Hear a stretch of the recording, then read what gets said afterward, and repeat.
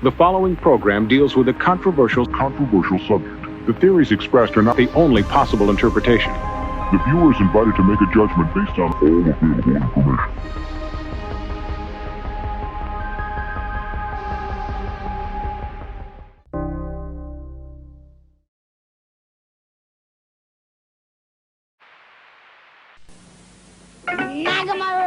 It's the Star Wars creature Cantina that you put together. Action figures each sold separately. You can make them move on revolving discs with the action lever. You can even make them fall. Gotcha, Hammerhead. Got him. I told you not to follow me, Guido. You owe us money, Han Solo. You're not going to collect this time. Wow, what a weird place. Kenner's new Star Wars creature Cantina. Action figures sold separately.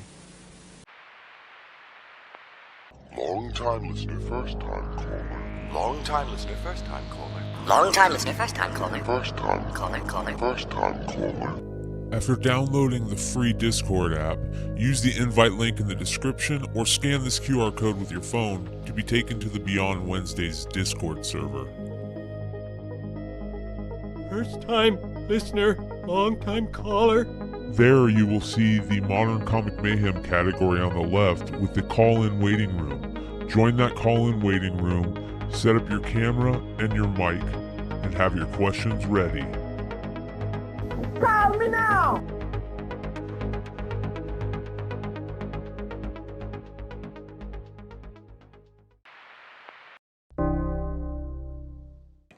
Because you don't need 20 friends. You just need 3 motherfuckers and you can take over a country. Okay, that's what we're confused as Americans. We think we need all these motherfuckers. You give me 3 bad motherfuckers and you're finished. You understand me? You're fucking finished because we got each other.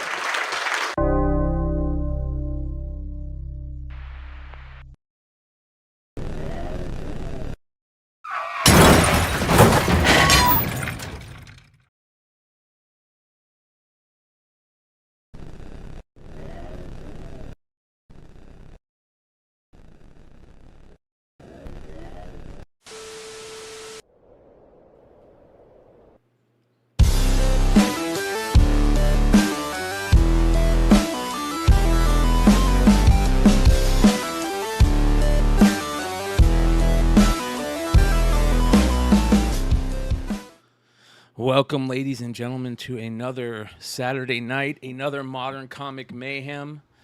And, yeah, it's going to be a chill night tonight. And not too much to talk about. It's finally starting to get cold and cool down everywhere, which is nice. So we'll play that out over the next glorious few months as I brag about being in 60-degree weather while you guys all freeze your nuts off wherever you're at. So us West Coasters finally get to talk shit to the East Coasters for 6 months. No, maybe it's not. Amazing how much like that hoodie, it's cold in Phoenix. Yeah, it's perfect. You don't know how to dress. It gets really chilly. Phoenix is so great. Desert nice. Yeah, it's called hoodie weather, man. We call it hoodie weather. That's all it is. Nice. So I learned last year the hard way.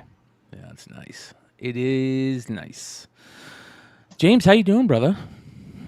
Pretty good, man. So, got any news for Hive Comics that you can let us in on? We haven't talked to Hive Comics in a while. Haven't heard anything. No, just doing Jonathan's on eBay with me now, so we're doing like 5 night a week sales on there, and then just wrapped up some of my travel arrangements for MegaCon. So nice, ooh, nice. Yeah, we're doing some big stuff down there, I think. That's super cool, man. You got any books coming out anytime soon? You got any new books? No, we're on a holding pattern through the winter. We didn't really see anything that piqued our interest too much, so kind of just slinging books right now. Yeah. As soon as spring hit, we've got some stuff in the works. We've got some artists that we're talking to right now that we're hoping to debut in the spring. So not bad, nice. Dude. Not bad at all. Yeah, I can't believe it's December already, which blows me away, man. 2023 was like a blip. Sometimes I would forget it was 2023, and that was like last week. You know?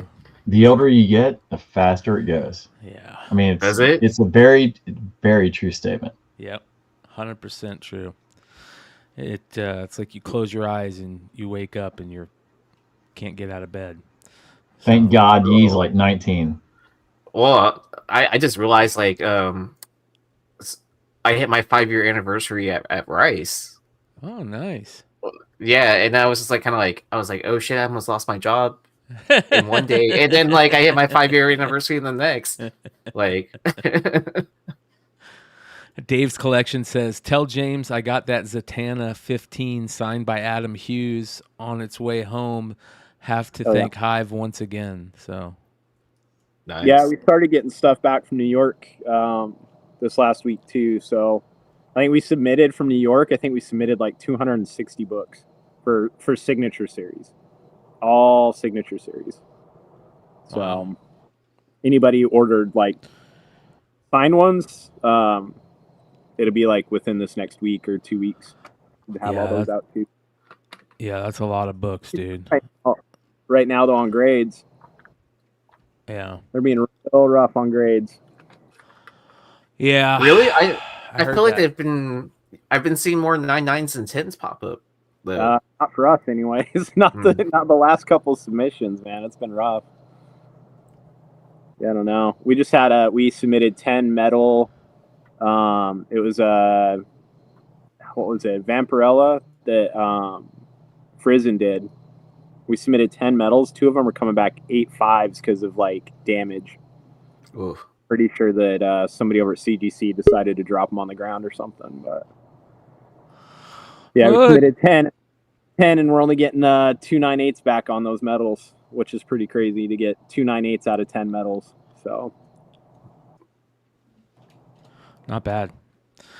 I mean, that is bad, right? Right. How do you get an 8.5 for? I mean, literally, like, do they actually drop it and like bang it against the fucking corner? I don't know. 8.5? Man, I'll have those come in on Monday. It says back cover, fold, and bend or something like that. So I don't know. I really don't know. But like those were pretty submitted them. So it's how they took it out of the bag. Yeah, and then threw it. I'm gonna bet the 2 9/8s are like pristine, and they probably should have been 9 9s or 10s. And they looked so good that they're like, okay, this is 9/8, which means the rest of these are 9 6s and 9 4s. You know, I bet the 9 6s and 9 4s look like 9/8. We'll see. Have you heard that? Hood, have you heard a lot of people been having problems with their grades, not getting very good grades? They've been going tougher on the grades. I mean, I don't know. Like, I gotta see the book. I mean, that's fair. You know what I mean? No. Well, I think he's asking like if people CGC that in general. Yeah, people that press books through you when they get their grades back, are they getting what they expected? Is it lower? Is it higher? So here's what happens sometimes. Some people send me their book and they get a 9.4 and they go, man, this book is fucking perfect and all that. I crack it out of the slab and there's pages bent, folded inside the book. Yeah. And I'm like, they didn't put that on the grader's notes, but we pressed it out and come back 9.8. So like, if you don't like pre-screen your own book,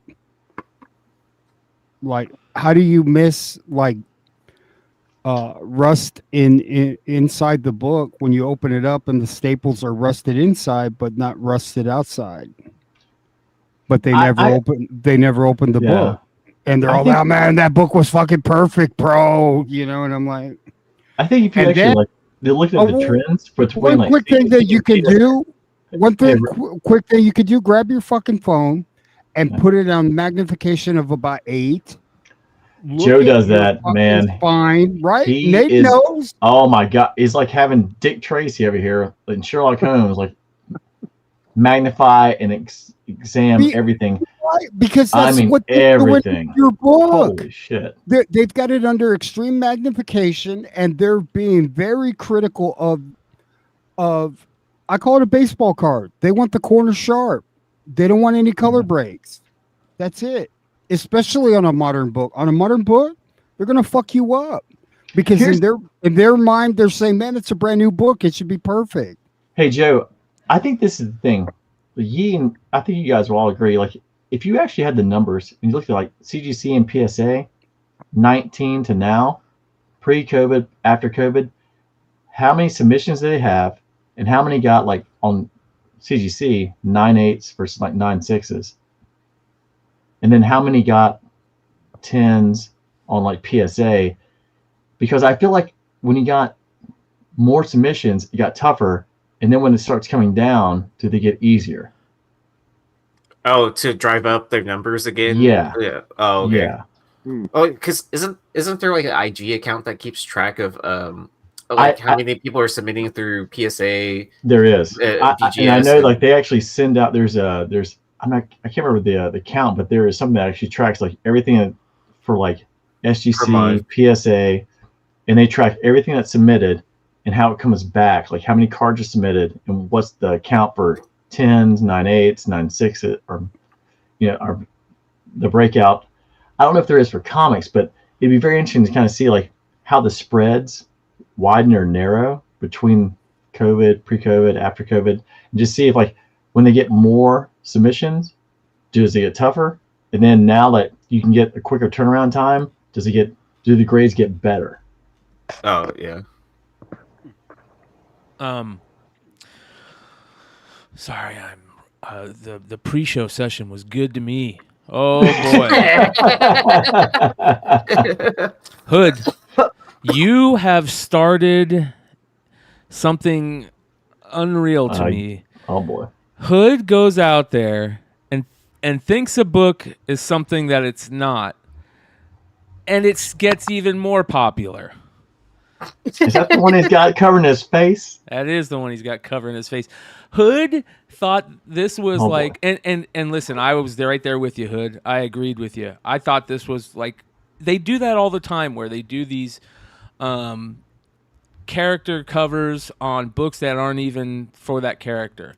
And, none of us have been shy to the fact that we don't read very many books anymore. So we didn't know this was this new character that had an issue before had been introduced. And we thought it was Haley Steinfeld as, what's her name? Kate Bishop. Kate Bishop. Now it's Haley Steinfeld as young Yuna Yang. Yuna Yang. Yeah. And it's Yuna Yang in the same color outfit as Kate Bishop. You know what I mean? Like, I guess Yuna Yang and Kate Bishop shop at the same Target, to get those metal things around the legs and shit like that. So my biggest thing, I didn't give a shit what was in the middle of the book. I felt like this was a the closest thing to a photo variant that you could get of Haley Steinfeld. And I remember she was doing a signing in San Antonio and it sold out. And I was thinking to myself, what would maybe that Hawkeye, that Aja Hawkeye is a book that I probably would want. But I saw this and I said, man, if I could get Haley Steinfeld to sign this, I mean, it's basically drawn exactly like her. So, but... So she goes back. She goes back to the Janice Vell stuff. Am I lost? Has Janice Vell been in the book recently? It's so sad that I don't read as much as I do, and it did anymore, man.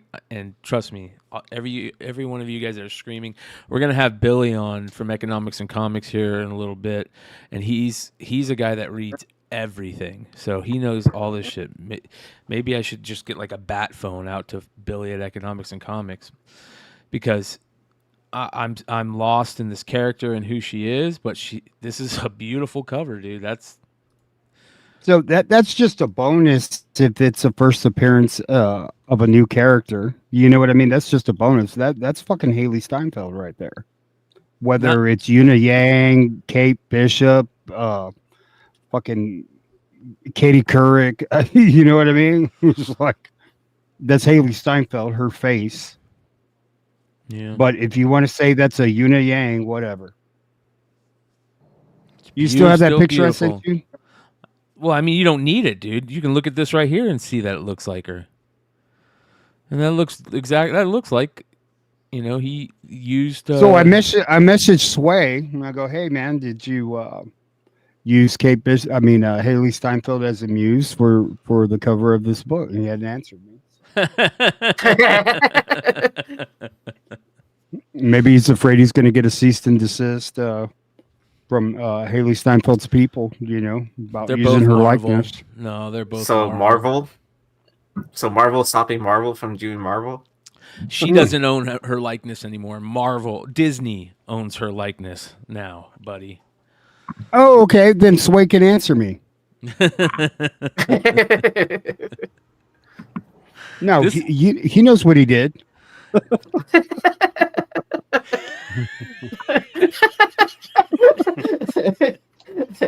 I can't wait to see Red Hood and Sway at the same convention. Coming soon at MegaCon. Is he coming to San Antonio anytime soon? Or Manny the comic collector with a name like that, dude? That's a guy that's probably just in LA and shit like that, man. fucking South Beach and fucking I don't know. He's at LA Comic Con right now. Then. Well, we're gonna get at the Cecil Hotel. That's where he is. Manny the comic collector said probably wears fucking airwalks and shit. Yeah. Manny the comic collector said, "Red Hood, I have good news for you. Captain Marvel 2 Sway variant has sold out at Midtown today and on his go-to site already. Also, so it looks. Well, I'm telling you, bro. Now it's sold out. But let me tell you, I've been doing this a very long time. I've been in comics a very long time. I don't speculate. I guess. And I guessed that this book was a good-looking book. So I bought a bunch of covers. The same way I guessed on a whole shitload of books I made a lot of money on. Most of the time I guess right, bro. And, I mean, anybody want to put their collection up against mine, I'm going to show you get that I guessed better than you guessed. You know what I mean? And I paid less than you paid. That's because you get the half-price books every week. Hey, how many of these?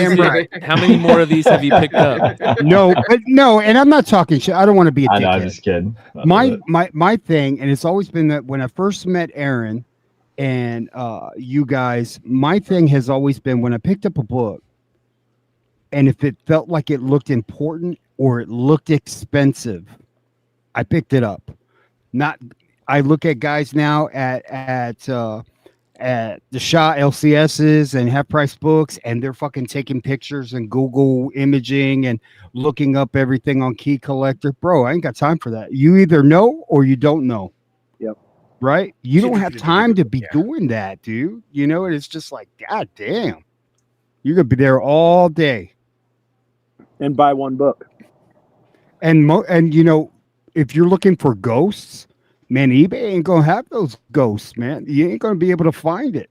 You know what I mean? Rare books. I mean, you can find them every once in a while, but it's not gonna be a common occurrence. Correct. And the thing is, when you're hunting with other guys, like it's much easier. Like when you guys are in town, because you can talk to somebody like, Hood, you seen this? Grab that. Oh yeah. That was fun. Yeah. Oh, turn off the light. What's wrong, man? I'm sorry, bro. I do like E-Man Tony's comment. Looks like a young Tara Patrick. And the people who don't know who Tara Patrick is. Oh, I remember her. Yeah, she was the wife of the lead singer of Biohazard, which great album. First album was really good. And what was her profession again? The best song. And what was her profession again? Right? She was like a model or something. Minor details. Who's TMT? Who's Teenage Mutant Ninja Turtle cool guy? Who's that? He said it's not Haley at all. Nor and I trip out on the people that use the word nor. Nor was it supposed to be. Nor. That's secretly Sway. Right? Yeah. It's not Haley. It's not Haley at all. Nor was it supposed to be, Hood. You know, Joe, if you would just turn your ascot around a little bit, you would understand these things. I'm waiting for that comment where it says, actually. Or disregard. So real I'm just quick, playing, bro. I want Everybody to can take shots at me. I don't care. I want to give a shout out to our homie Billy at Economics and Comics for hooking us up with a bunch of giveaway books that we're going to be giving away. Thanks to us. It looked like he hooked you up. So we're just like Whatnot, Joe. Just like Whatnot, you missed the boat again. I'm just gonna hold up a rack of books. Hey, thanks, Billy. And everybody's gonna be like, "What the fuck?" Well, Brian's gonna be like, "Hey, what the fuck? How did you get those books?" Sick. Well, you guys, last night on the, I don't know if you guys saw the Hot 10 last night, but we talked about his new book that he's got coming out, which is an homage, a really good homage to the Edvard Munch painting The Scream, right? And good one.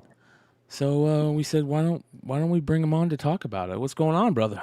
Hey, can you guys hear me? Yeah. Yep. Okay, good. I just want to make sure. Speak louder. I just want to make sure it sounds good because I'm in a different room on my phone. No, it sounds good, bro. What up? Mike's going to be on in a couple minutes. I just wanted to come in early because this Yin Yang thing, I want to dead this shit. This is a third episode. You guys have talked about it. So let me just help you out with it. Fuck yeah. I agree with Red Hood. I think they swiped that face from her 100%. Thank you, Billy. But I mean, it's definitely Yin Yang, but they took her face from that picture he found, and besides the chin, right? That's how they've changed it. Yeah. But I don't even care, dude. Swaby's like one of the sickest artists right now, dude. I mean, he's been bringing the fire. But yeah, and you were talking about like how you guys don't really read books anymore and stuff like that. Well, that's totally cool. I mean, you don't to spec on stuff, older stuff and reasonably near stuff. You don't really have to read them. You know what I mean? But like for me over at my channel, like I had to give the best I can, like for new books, because that's just what I do. New comic spec. I have to read it. You know what I mean? So I can tell people, yeah, pick it up, and then or don't. Well, but like this book in particular, though, this character, right?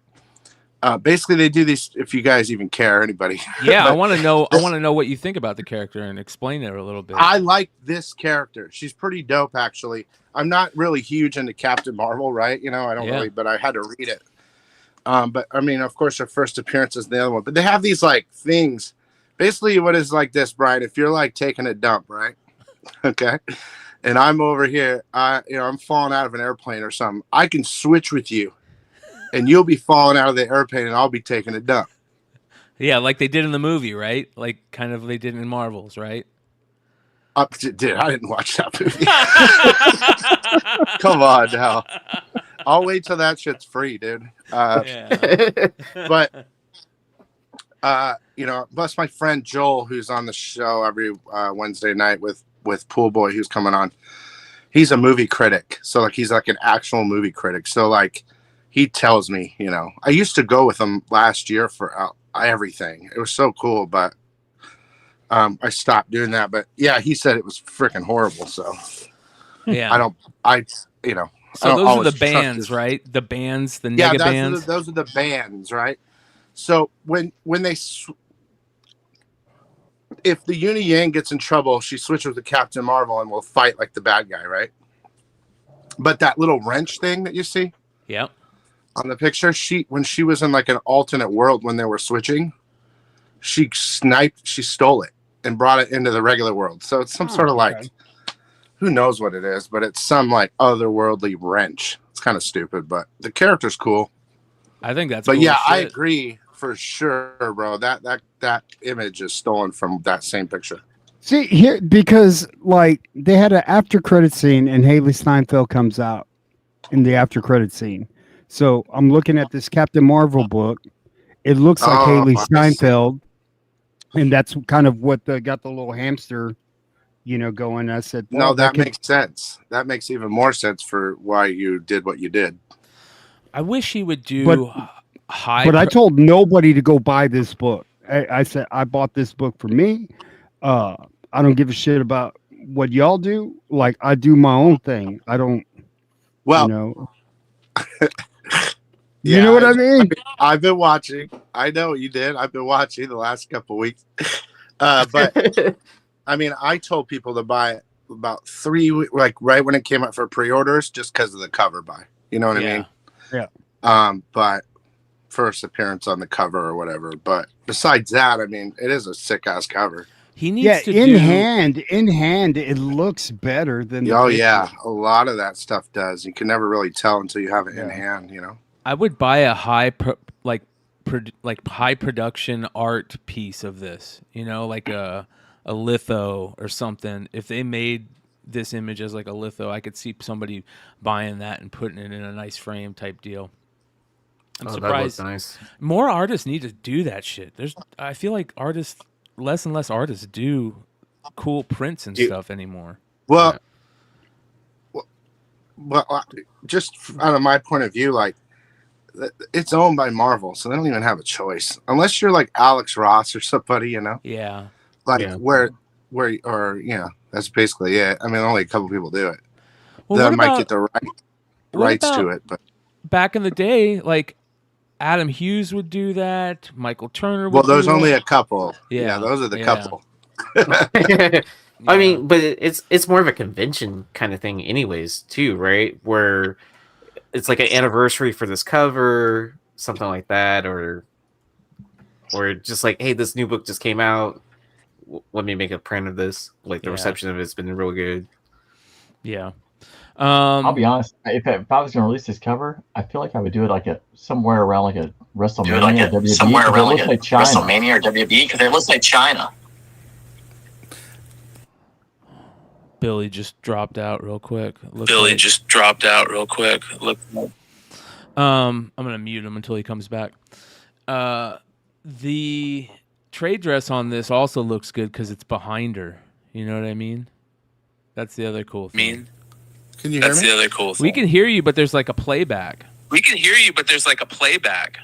Okay, let me. Oh, Red Hood is awesome. leave. Red Hood is awesome. Oh,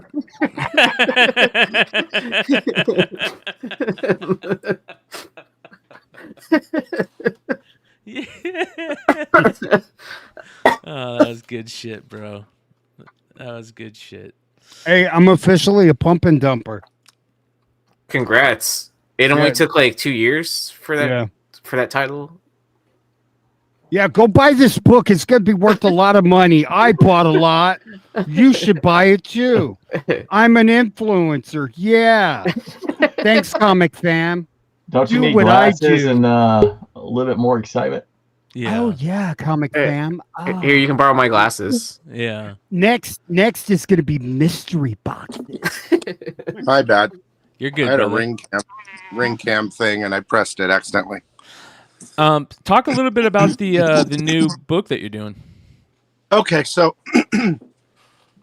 Mike's going to comment on a minute, and I really want him to be a part of it, but let's just, okay, so, like again, you guys saying you don't read a lot of books. I'm sure you guys do read some books, but this is an AWA book, right? And, dude, I'm telling you guys, whether you buy this book from me or whatever, I don't care, okay? I mean, I care. That'd be great, right? But this is 100% the best series out right now. Yeah. You guys are missing it. I'm telling you right now, you're missing it. It's only 6 issues. This is the last issue for this exclusive. But the story is so sick, dude.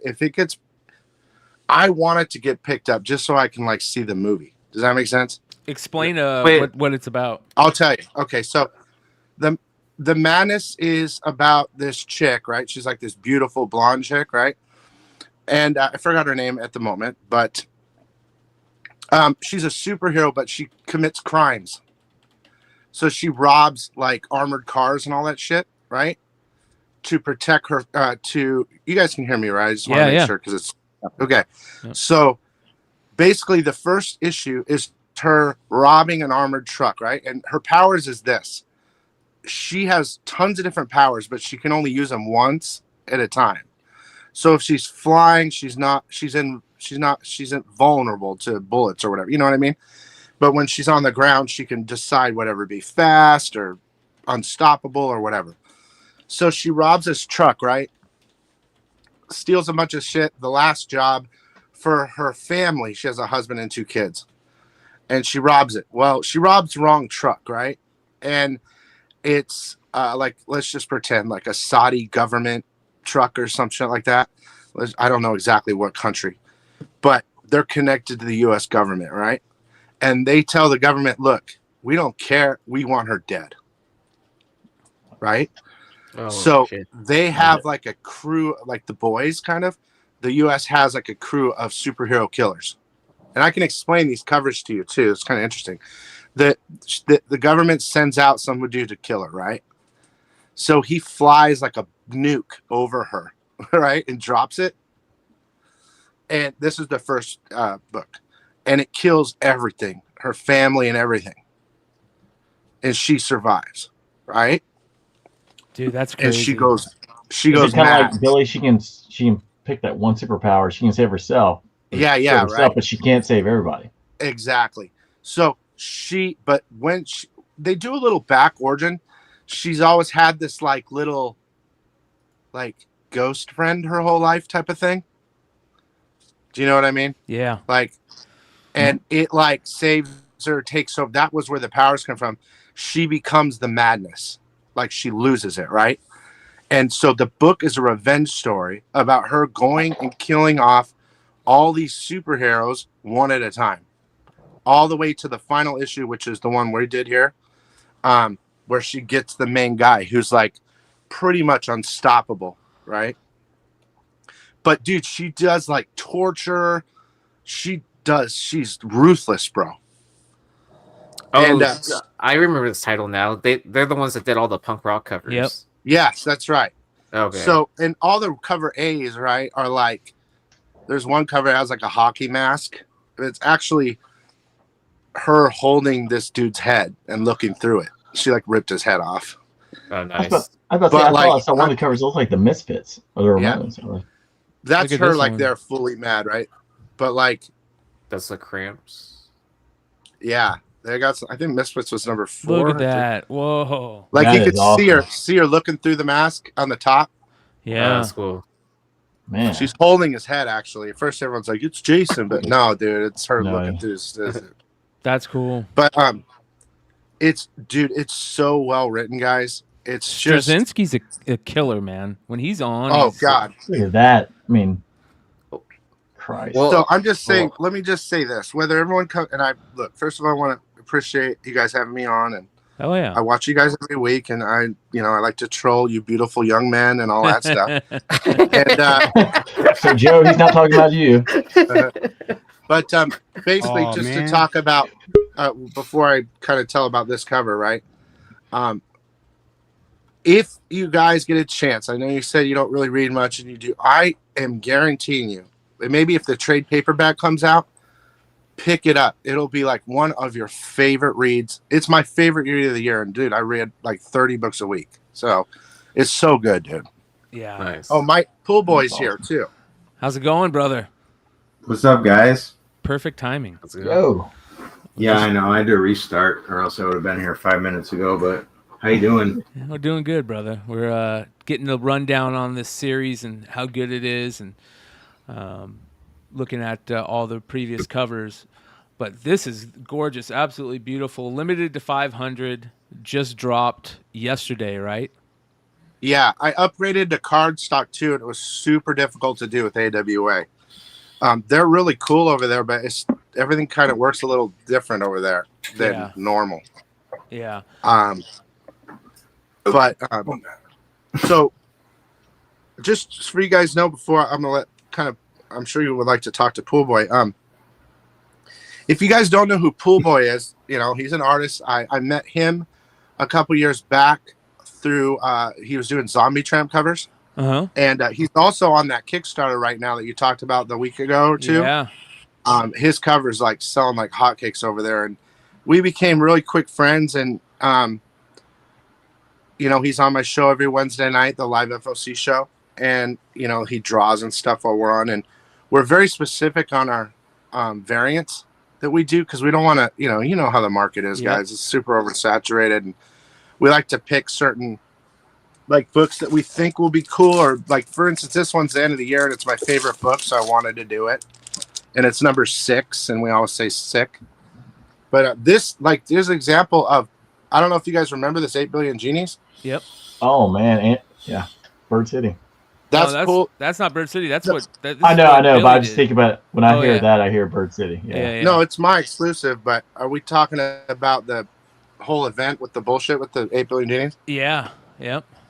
Yeah, I don't know if you guys remember, but when I found out exactly how many they printed over, and I destroyed them live. So it was a pure 500 print run. That really hurt. Destroyed. We would have had to have destroyed every one of our covers. That is frustrating, bro. But this one is one of those Pool Boy amazing. It was, and I just so if you guys remember that or whatever. But yeah, it was one of the best ones. Zombie Trap. Well, that cover was one of the best of the bunch. It's funny because thought so. Yeah, it's funny because the best covers of the bunch, I felt like it was all my homies. It was like all the people that I want to have the best covers of the bunch. And then you knew that was the case because the next thing you know, they're swapping it and selling it at a con. Yeah, when I heard that, I freaked out. Well, it was crazy that the Brighter or whatever was selling it before we even got it. Yeah, that's what I'm saying. Yeah, that was the even crazier part. I didn't even have mine, and there were pictures all over the internet about it, stories, and I was like, oh my god. Well, Hive, y'all were there, weren't you? Yeah, Jonathan was there. He took a picture of the booth and sent it to me. He's like, check out this bullshit. It's not even, it wouldn't even be bad if we knew about it. You know what I mean? Yeah. That's what I had a long conversation with Bryan and everybody about that. Like, because we had to get a bunch of books signed by him too. Like, we could have worked out some sort of trade deal. There could have been some sort of, but like it all got taken out of our hands from the get. Print run's super important to us too. We want to be able to say, it is 500 or 250 or whatever, and know that it is. And if they're going to do that, then they should put like something on it, like AP or something, Yeah, we paid for COAs that we didn't send out because they didn't mean anything. Yeah, I know, I get it. Hey, Mike, I gotta ask you the question that we ask every creator. It's the first question we try to ask. Yeah, go for it. What is your first published work? Zombie Tramp 68. Cover, interior, what was it? Cover. I've only done covers. I haven't done interiors. I don't think I'll do interiors until it's like for one of my projects, but I wouldn't rule it out. I just I'm the kind of artist that likes to spend like 50 hours on one thing, just ripping through a bunch of, sketches and stuff. But it'd be interesting. I'd learn a lot. I actually just went to Motor City Comic Con and David Finch was on the panel, and, he was talking about cover art and interiors and all that sort of stuff. So I learned a lot. He might have changed my mind on the whole interior thing, but yeah, it was Zombie Tramp 68.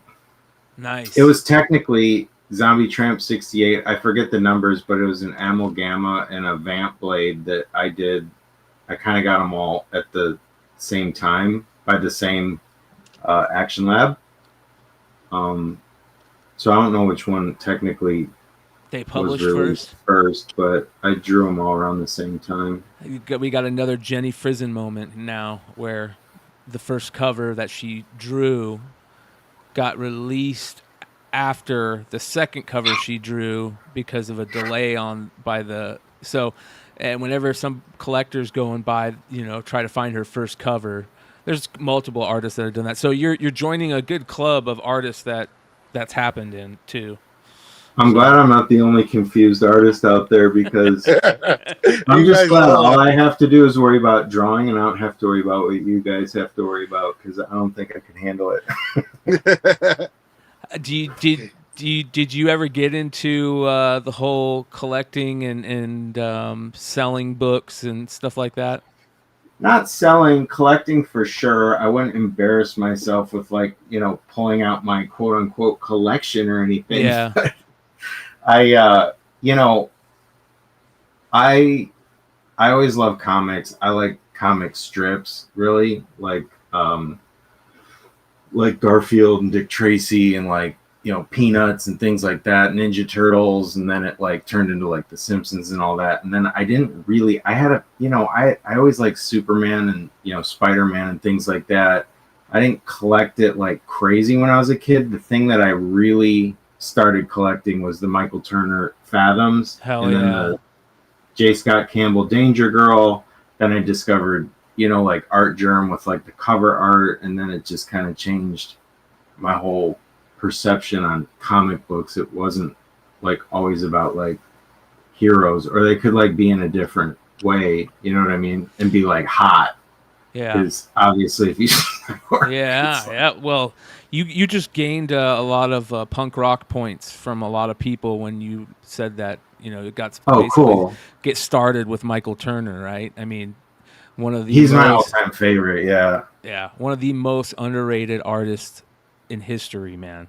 Man, he's just gone too soon. It was sad. I think that was probably the most sad I was after losing someone I didn't know.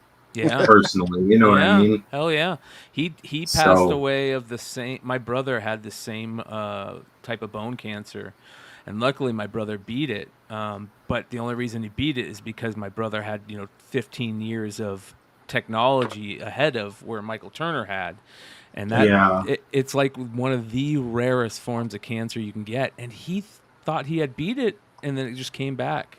And yeah, it's just crazy. I just have such immense respect for the guy, because we share a lot of similar interests. I have a lot of interests in the water and the ocean, the underworld, all that kind of stuff. And then just he drew the most beautiful women and Witchblade, and he did Tomb Raider, and did the collab of all of them. It was just a really crazy time. Really be into comics, and it was that's what I was obsessed about. But then it was kind of nothing's quite captured me the same way, you know what I mean? Yeah. Since. Yeah. So that's kind of what I want to do is kind of I haven't released anything or done anything like that yet. Man, that's good, dude. I have something up my sleeve I'd like to kind of follow in some good steps. Yeah, this is great. Love the sketch work on this one, man. Holy cow. Is that one for sale? Yeah, claim. More blanks. Claim. I gotta say, dude, knowing Mike, his art's always been amazing to me, through the Zombie Tramp and stuff. But over the last couple of years, we started to do your sketching live on the show while I'm talking about pre-orders, Super and cool. His work is getting crazily good, dude. This is an older piece, I think, right, Mike? But yeah, it's a lot older. It's probably I don't know, was that say 2000? What's that? Oh no, I was just saying, dude. Some of the stuff you've been putting on the streams is just absolutely insane, good. Yeah. So, I gotta be honest. It's literally it's almost all I do. You know what I mean? Is draw. I'm pretty obsessive about it. Artists and drummers are the two most obsessive people when it comes to their craft. Every drummer is always air drumming or playing, on something, and every artist is constantly drawing on something, Yeah, constantly sharpening your tool, man. That's what it is. You got to get better by doing it. So, hey, Billy, Mike, how did you guys meet?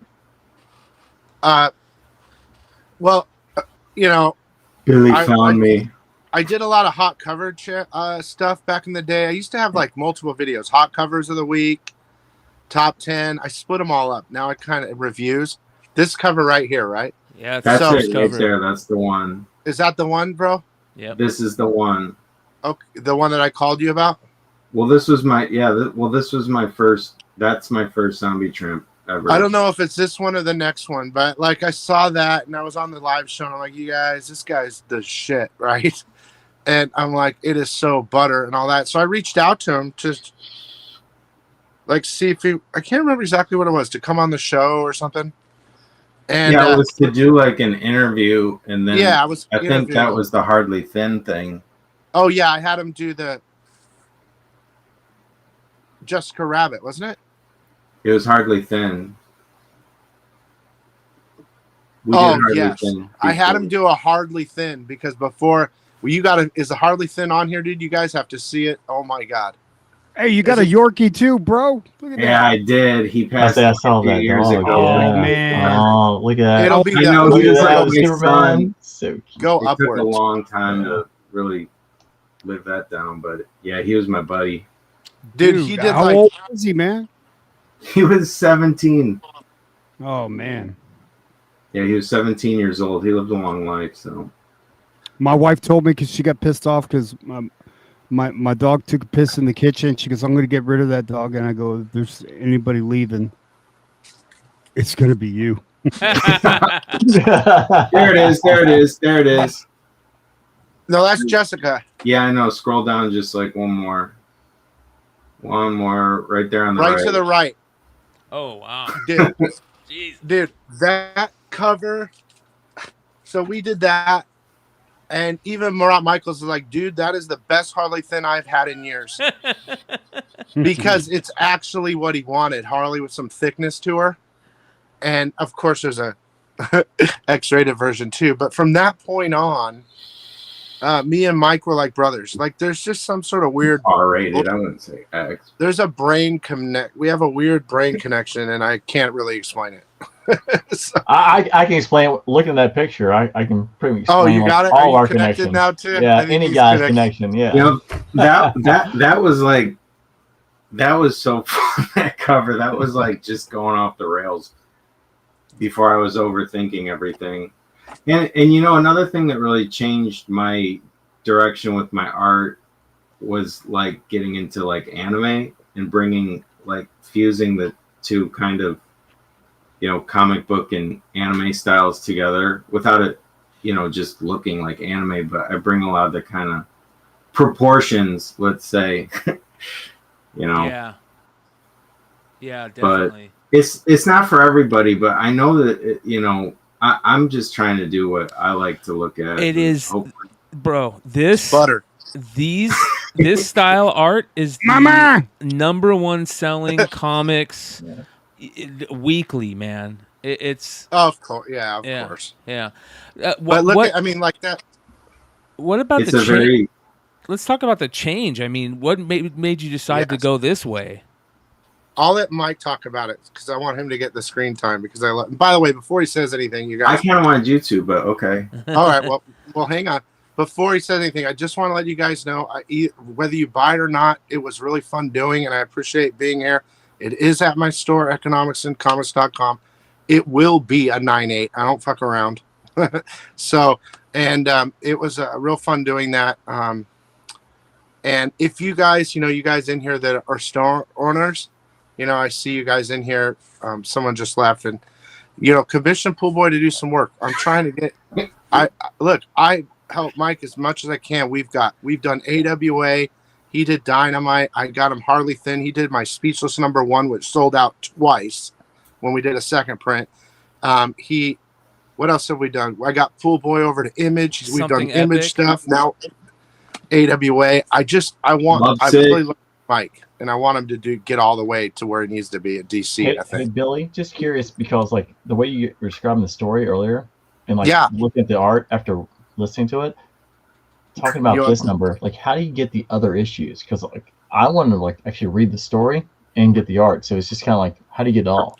Okay, so I don't know. Besides, well, my store has some of them, but they're pretty much sold out. what I was trying to say was like, you guys just wait. I'm sure they're going to make a trade paperback and buy it. Just buy it.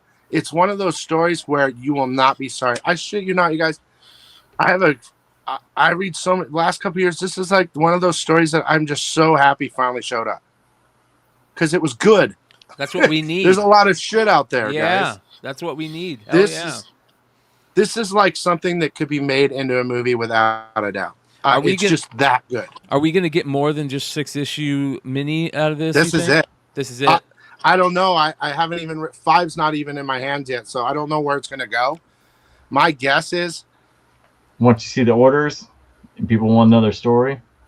Well, no, I mean that nothing really has to do with me in regard to my orders. Storyline is, AWA. I mean, he's Jay Sterinsky or where he's already on to something else, but AWA is kind of a sleeper. We all know about AWA, right? And we hear about some cool books here and there. Yeah. But they're really coming out strong. And if there was a book for a movie or show, if this thing turns into a movie, dude, the books are going to be on fire hot. I mean, there's just no doubt about it. But just to talk about this. Oh, go ahead. Bye.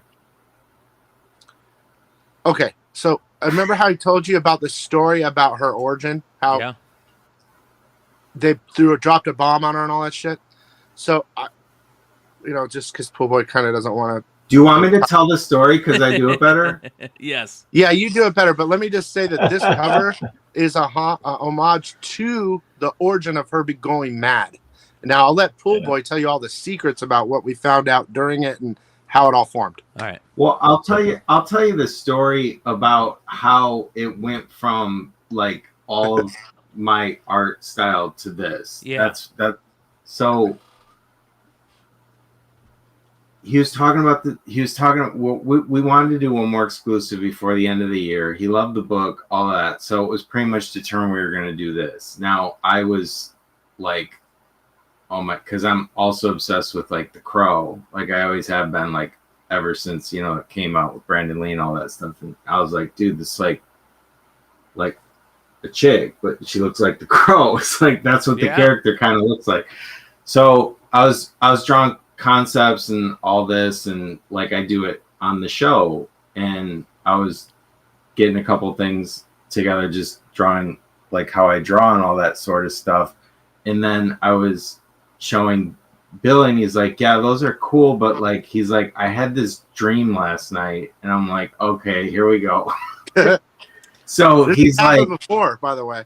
So he's like, that painting, and I think he said like Picasso or something wrong until we looked it up, and with the scream face and all that. And I was like, yeah, he was like, well, what if like that was like the chick, and then like all instead of the thing or whatever. And he was kind of like, didn't you have like a dream about it or something? And you're telling this story like on the show. So just for shits and giggles, after the show, I kind of just like quickly like, worked this thing up and just kind of showed it to him just to kind of like fulfill his little dream and all that stuff. And then he's like, yes, like that's what we're going to do. And then I'm like, oh shit, like how am I actually going to do this? And he just like was 1,000% in. So then I was like quickly shifted gears into thinking like, okay, because I mean, I did go to school for art. I do technically have a Bachelor of Fine Arts, which doesn't count for much these days. But, I started just messing around with like the brushes and things because I use Corel Painter, which if you're going to paint digitally and make it look like a painting, that's really the best program to use, I think.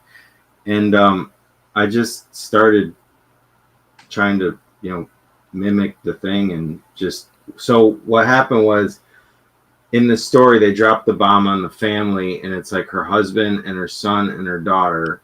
So I don't know if you've ever seen the original, but it's got like two men walking in the background. So I changed that to the family, and then, her to the scream face. And then I added that atom bomb in the background. Like there's really nothing besides like a swirly sky in the original, and like basically just, you know, set the boats on fire and just kind of like add all the, you know, just to kind of bring it in and make sense with the story. But it's literally perfect. So like when you know, the idea was perfect with matching up with the story, because, you know, before I do anything, I like look it up and research little things online, and I saw that there was an article. This is so crazy.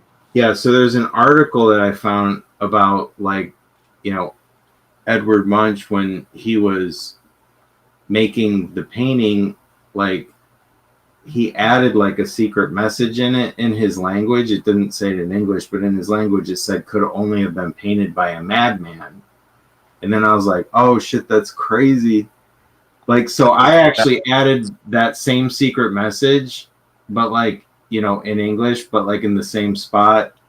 And it just kind of tied the whole thing together, because it's like called The Madness and it's talking about being a madman. And I was just like, oh man, that's like crazy. So I just think it was meant to be. I don't really know how this universe works, but that's how I feel too. Has, you know, its way of showing you that it's listening. I had to plug it.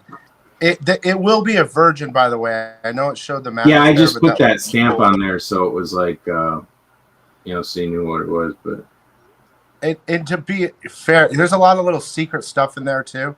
But you know what's funny, guys, is like it's my first AWA cover too. So when I approached them and I said, "Yeah, I want to use my boy here," you know, of course they did some research and they looked and they said, "Oh, gee."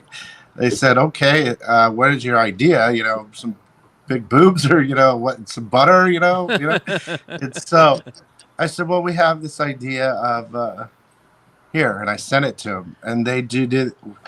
It blew them away, dude. So that's the point. You know, everyone puts people in a certain category just based about what they see, but they don't understand that so many artists are so multi-talented. And I think Pool Boy, or Michael McComb, if you guys don't know, Pool Boy's his code name. His code name, I love that. He's super talented, and I want to help him really. He's has so much potential. Yeah, and I don't know. I mean, well, this thing's amazing. This I remember when this initially came out. Let me go ahead and throw this up here. The Something's Epic. We had to do so much with that. You have no idea how hard. I remember talking to you about this, man. I remember talk about some of the stuff that you had to go through with this. Well, I mean, Pool Boy. Man, dude, it looked like Mandalorian, and it had three. It was Mandalorian holding the Baby Yoda, and we wanted to do a Gremlins Mandalorian homage, right? And they sent me back a workup saying, and nothing against them. We appreciate it. We made it work. We love them over there, right? Love. But they sent up a workup, and they basically completely darkened the whole guy. And they you know how when they say we need you to do all these different things, everything was circled. The alien was purple. The purple. Yeah. Yeah. There was like 5 fingers and all this stuff, and I'm like, dude, there's just no way. And we worked it out to keep the green and darken out some things and remove some things because. Well, I added a finger. Yeah. Because I think he's only got, 2 fingers and a thumb. Mm-hmm. And then I had to change his gear a little bit, and I think I had like his, his you could see the mask and stuff was a little more dominant, and like all that kind of stuff. But I gotta say, like, when we're looking at this thing, and the whole concept of the thing is like it could just be anything. So it's like there's a lot of references to like old movies on the covers, like and they're really cool. So Gremlins is one of my favorite movies. Hell I need to watch it. It's been a long time. Yeah. And then it was just like I always thought they kind of ripped off, Gizmo for Grogu. Yeah. So I just thought it would kind of be like a little clever wink to like kind of just show it, But They really I mean, darkened out. I'm still happy with where it ended because I do remember a 24-hour period having a meltdown thinking like it can't be purple. Like it just can't be. Dude, We have to think of something else. It can't be purple, dude. I told Mike, I'm like, dude, I don't care what you do. It's green. Send it to me and I will tell them, yeah, if they don't want it, we're not doing it. I understand Image's fear of being sued by Disney. There's no doubt there. But I said, dude, it has to be green or we can't do it. That's just ridiculous. Yeah. Yeah. Well, we're going to give one of these away right now. So for everybody that is hanging out in the live chat, make sure we're going to give you a minute or so to write something in the live chat, and we'll give one of these away. These are limited to 500, right? Yeah, those ones are limited to 500. That's correct. Yep. So very, very cool but- homage here. And if it's all right, Brian, I'd like to give away now the Madness number 6 doesn't come out till January 10th, everybody. So whether you order it or not, I'd like to give away one to people that comment in the comment section of this video. Not the live chat, comment later or something. Yep. Just do the Madness or whatever, Yeah. And I'll send Brian, whoever wins, Brian will send me your address and I'll ship one out to you when they come in. Hell yeah. Hell yeah. So, but yeah, Brian, this is a labor of love, bro. Look, I told Pool Boy, if I take a loss on this book, it doesn't matter. This book meant a lot to me, and I wanted to do one more cover and get to work with AWA with Pool Boy, and we did it. And whether I win or lose on this, I love it. I like and I want to just throw in there that it's written by J. Michael Straczynski, who's also one of my favorite authors. Yeah. I didn't realize that until I looked through all my books, and I'm like, dude, I got a ton of this guy's stuff that I love. he wrote a lot of movies that was too. Extremely exciting for me as well, because he did Superman Earth 1 and Wonder Woman Odyssey, and I got a bunch of them. He's just a really good writer. Babylon 5, a bunch of stuff, dude. Yeah, the Babylon 5 is a big deal for a lot of his fans. Yeah. All right, hell yeah. So remember, you guys, to be put in the giveaway for this book, The Madness number 6. Make sure you comment on the YouTube video below, and then we'll give away this Something's Epic variant for everybody in the live chat right now. So shout out to everybody that's hanging out with us. Make sure you guys go check it out if you guys want to get a copy. If you want to guarantee yourself a copy, again, there's only 500. That's one of the things I like that Billy does, is he keeps his variants usually to a low print count if he can. So I like that, thinking about the collector in the end. All right, here we go. The winner of the limited to 500 Something Epic Gremlins variant is Ryan Riley. Hey! Nice. Congrats. Ryan, hit me up, man. Congratulations, Ryan. You might have. I know he buys for me. I've seen the name, so hell yeah, man. That's perfect. Ryan, hit me up in the IG on IG. It's at Bryan McClay, Bryan with a Y. Hit me up on IG, and I'll figure out a way to get this out to you. Appreciate you hanging out in the live chat, and thanks to all 120 of you doing that right now. Make sure to hit the thumbs up, hit the subscribe button. Why don't you do 2 out of 3? Why, you want to give another one away? You can't win. Sorry, Ryan. Sorry, Ryan. We're doing 2 out of 3. Redhood was up in the comments. Yeah. We'll keep rolling until Joe wins one. How about that? You guys know we go and check out right.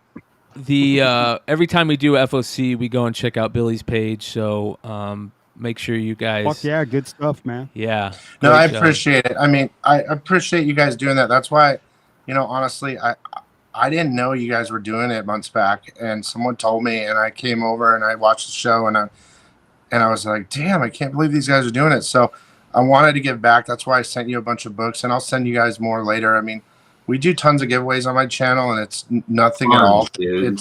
It's really cool, and I don't mind helping you do that too. and for a thank you for even going to my site to look at books. But you know, Hey, can I ask one random question really quickly? Yeah. Mike, how are you pull boy? Because I gotta tell you, every time I hear that, I keep thinking the guy who's actually coming out to my backyard. Yeah. And I wish he was a great drawer, know. but I don't think he is. So I wish I got paid every time I told this story. I don't know. Do you want the soup? Like, I'll try and give you the reduced version, and it's not like. Don't make it the virgin version. Like it's all right. Make it I'll try and speed it up. It's just yeah, I was never a pool boy or anything like that, but this was back like in MySpace days. Wow. I don't know if you guys remember all that. Was that like 2005? About, yeah. Yep, probably around 2005, 2006 or 4 or somewhere around there. But yeah, I was just like, I had a girlfriend. She was just literally insane. And we got into this scuffle about like I busted her. I'm kind of speeding through the story. I kind of busted her talking to somebody and this and that, and then we got into this argument, and she was like, or I was like, like to even say the thing, I'm like, well, you delete, your MySpace, and then she's like, well, I'll delete it if you delete yours, and I'm like, I'm not deleting mine. I didn't do anything wrong. Like MySpace. Yeah, that is the best part of the story right there. Okay, so we had plans to go like hang out or something, and then she like canceled because she had something going on with her sister, and then like she was staying over, and like I was we were on the couch, and I just went into my room to like I don't know get something, and like she had left her MySpace up on my computer, so I wasn't like any guy would have been curious, so I went I was like, what the hell is this? Because like you told me one thing, and now I'm seeing like this is like a totally different thing. Like, so I wasn't cool with it. She hadn't really done anything wrong besides lie yet, but so yeah, we got into all that stuff. So then I told her I deleted my profile, but like I started a new one, so I couldn't start it with like my name and my picture. So me and my roommate at the time, we were all getting messed up and like freaking laughing about shit on the internet. And there was this like Guess jeans. Like I was into Guess. I'm not into brands, I swear to God, anymore. But like so we were looking on the site. I really liked their like models, right? And it was like Paris Hilton. And it was the campaign where it was like Paris Hilton. I know you wanted the story. This is the story. This is great. So it was like Paris Hilton, the photo shoot for Guess she was the Guess girl, and it was Paris Hilton at the pool with like this like shredded, like ripped, like buff, like pool boy dude, And me and my roommates, we were just like laughing because it was like, just, like I don't know, we were just a mess, like laughing about this shit. So I screen grabbed like the pool boy, and then I like called my MySpace thing the pool boy. So then I started writing all my friends and being like, yo, it's Mikey. Like, just call me the pool boy online. I'm hiding from it. I'm hiding from Ashley, So that went on for like a couple of months. But then like I was getting all these like, followers and shit because of I've got a chlorine issue. Can you? Yeah. Yeah. So I was like, no, I'm not this dude. I'm not this dude. So finally, when we broke up, which was pretty much shortly thereafter, I put my real pictures up and stuff of me, but I kept the name as a joke. It's like by that point, all of my like friends, like my inside friends and shit were like calling me like pool boy on the slide as like my code name. And that's when I got like my first really, really good job. And it was through MySpace that they found me. Like I got a creative director job, and then they like everyone at that company started calling me pool boy. They gave me the email pool boy, and then like all my next jobs, everybody else, it was just like I couldn't get rid of it. So now I just own it, I guess. Everybody needs a brand. That's fantastic. It. So that's a great story. So you guys do you? So no, wives and things are not in danger. I'm not a bad guy like that. That's So you guys do your show every Wednesday night, right? Where you come on and you draw stuff. I do it before yours, bro. So Okay. like right when I end, yours is starting just a little bit after. There's like a little break time. Hell yeah, dude. So like I basically appreciate we that. Yeah, well, it's not like it. I mean, I know. Yeah, Everyone yeah. always goes, Yeah. "Hey, let's do spots," but whatever. It's It just doesn't YouTube, work. yeah. It doesn't work. But if you click the live, you're there. Yep. Yeah, so it's every Wednesday, usually at 6 or 8 p.m. Eastern or something like that, 7 p.m. Eastern. And I go through everything. Since I'm a store, I have everything, right? So I can look at Lunar and Penguin and I spec on that. And I've already done my homework on it. So it's just a live show where I do super chat giveaways, which are like big prizes. Pool Boy draws. He'll sell his original art at the end of the show. And then also Joel's there, who's the movie critic and friend of the show. And then on Friday is when I do my top 10 pre-order show, where I in 10 minutes, I get everything I said for an hour and a half and really spec for like top 10. You know what I mean? Yeah. For pre-orders. And you guys, that's probably for all the speculators out there. That's one of the best shows on YouTube for speculating for FOC stuff, because like Billy said, he actually reads this stuff too. So he'll let you know. That stuff though is pure spec because I haven't read it yet. Okay, yeah. But the top 10 new comics to buy with the date, like the one with Howard the Duck on there. Yep. I've read them and I know everything, and it drops 4 days before New Comic Book Day. Boom. So that's like the true, like if you really, dude, I need a key or whatever. What do I need to buy? That's the one. You know what I mean? Yep. Hell yeah, man. That's a lot of work to do all that. So Yeah, make sure you guys go check it out. His link will be in the descriptions of all the stuff, and of course, you guys, I'll put a link to buy a link to go buy the book. There's only going to be 500 of them available. They're available right now, so make sure you guys go check it out, and make sure you sub up over at Economics and Comics, and of course, check out the economicsandcomics.com page for his pre-order buys, which is excellent shit. Good stuff, brother. Thanks for coming on. I know you're about to go through the store now, probably, after you do Lefteros. I'll just give you the quick 3 hit. So there's a Green Lantern book with the Death coming out, and the prequel to the new Simpson series. That could be something you want to pick up. Action Comics. There's a possible key. Jason Aaron's writing his first ever Action Comics, and I think it's a new Bizarro story. Those are the 2, right? Okay. Key wise. And then the last one, of course, is that last number 6, Madness.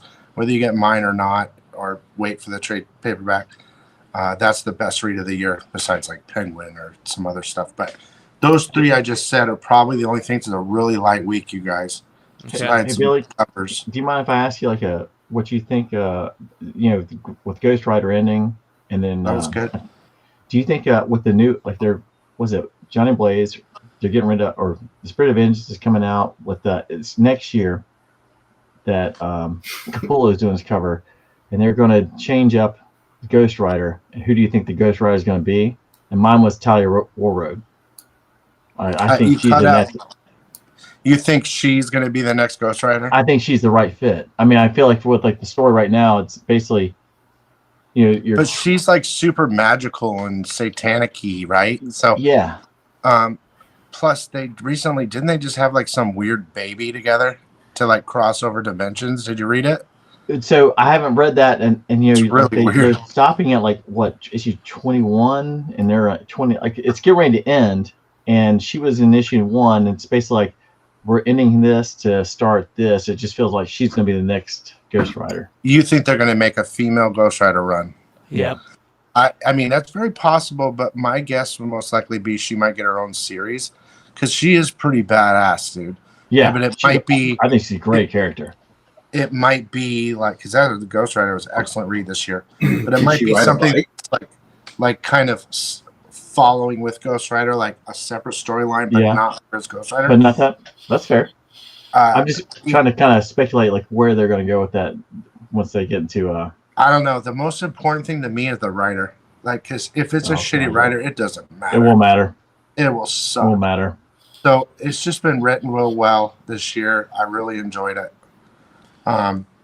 You know, but I'll have to look into that more. Usually because I do so much work and I have the store and the everything else that I do. I used to look way ahead, like some of you might, like months ahead. But now it's just easier for me to concentrate 1 week at a time. Yep. FOC and really put everything in I have in it. Because if I don't, dude, I do pre-order stuff 4 times a week. I can't look at it anymore. You know can't. what I mean? You can't tell me about March 2024. I don't want to know, dude. I want to be surprised.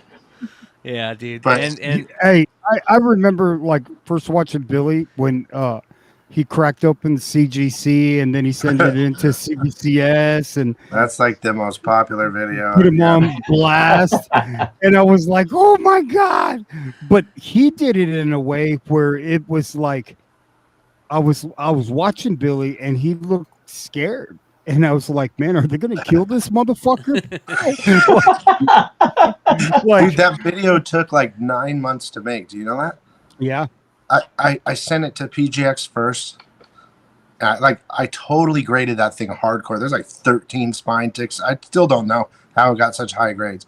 And I expected PGX to be super high, right? And they were. And then I got it. What did I do? Then I went to CGC, I believe. Or no. You cracked it open, sent it to Then us. I went to CBCS. CBCS was the last one. I think CBCS was second. And then they hit it hard. I thought they would hit it harder. And then I sent it to CGC thinking, fuck, you know, this would be the worst. And it was the absolute highest grade and white pages. And I was like, what is going on with this market? Like, no one knows what the hell they're doing. I heard your conversation earlier about grading books. And I wanted to talk so bad, but I was busy, you know, just because I don't think any of them know what they're doing, dude. Yeah. I got to be honest. It's a lot of new blood. And they're trying to push books. It's all about signatures now. Get as many signatures as you can. Just get them slab 9/8. Move. Yeah. Yeah, it's sad. Right? It is Did they sad. reached out to you, right? Like, hey, back off, Billy. What the fuck? You know, like. Well, we will kill you. is- We've got Pull Boy drawing your future. Yeah, You Pull see Boy's it? out. It does not look Yeah, good. seriously, don't get me knocked off, bro. No, I don't want none of that. I've done a lot of not anti-CGC, but more of like true tests that don't break any rules. You know, you see all the test videos where they cheat, like they sign it themselves. And although I appreciate that video, it makes sense to me to make. But the only one that really came around was CBCS, and they started to send me test slabs, test things. They appreciated that I actually cared. That's cool. And so then I became, you know, they're always messing. Now that Steve Brock's gone, I consider him a good friend of mine. It's kind of, everything's kind of changed over there, I think, too. But I didn't want to believe it, but it did. COVID didn't help. COVID was a cost. I had books over there for a year, but now everyone's about getting books out as fast as you can, and you can never really tell. I still think the best grader 100% is CBCS. Yep. But they're tougher, and the best selling CGC. So what do? Everyone says the CGC. They don't care. CGC. They don't care. It's all about resale. Yep. Which is fine. And they look better. I mean, honestly, on the slabs. I like this. I don't get it. I don't get the whole look better thing, but I understand what you're saying. But the new slabs for CBCS, I don't like their new design, but the plastic itself. There's better. CBS, clearer. It was much better, stronger. Well, like visually, like you there's no water things in CBCS. The little water, circles. I fucking hate those. I hate. Oh, the Newton rings. The Newton rings. Newton rings. Yeah, they're the worst. The new slabs that they make, I don't care about their labels. That's like the big topic. But the new slabs are so, they're harder to crack open. No, to see the book it looks better. The book Oh, itself, yeah.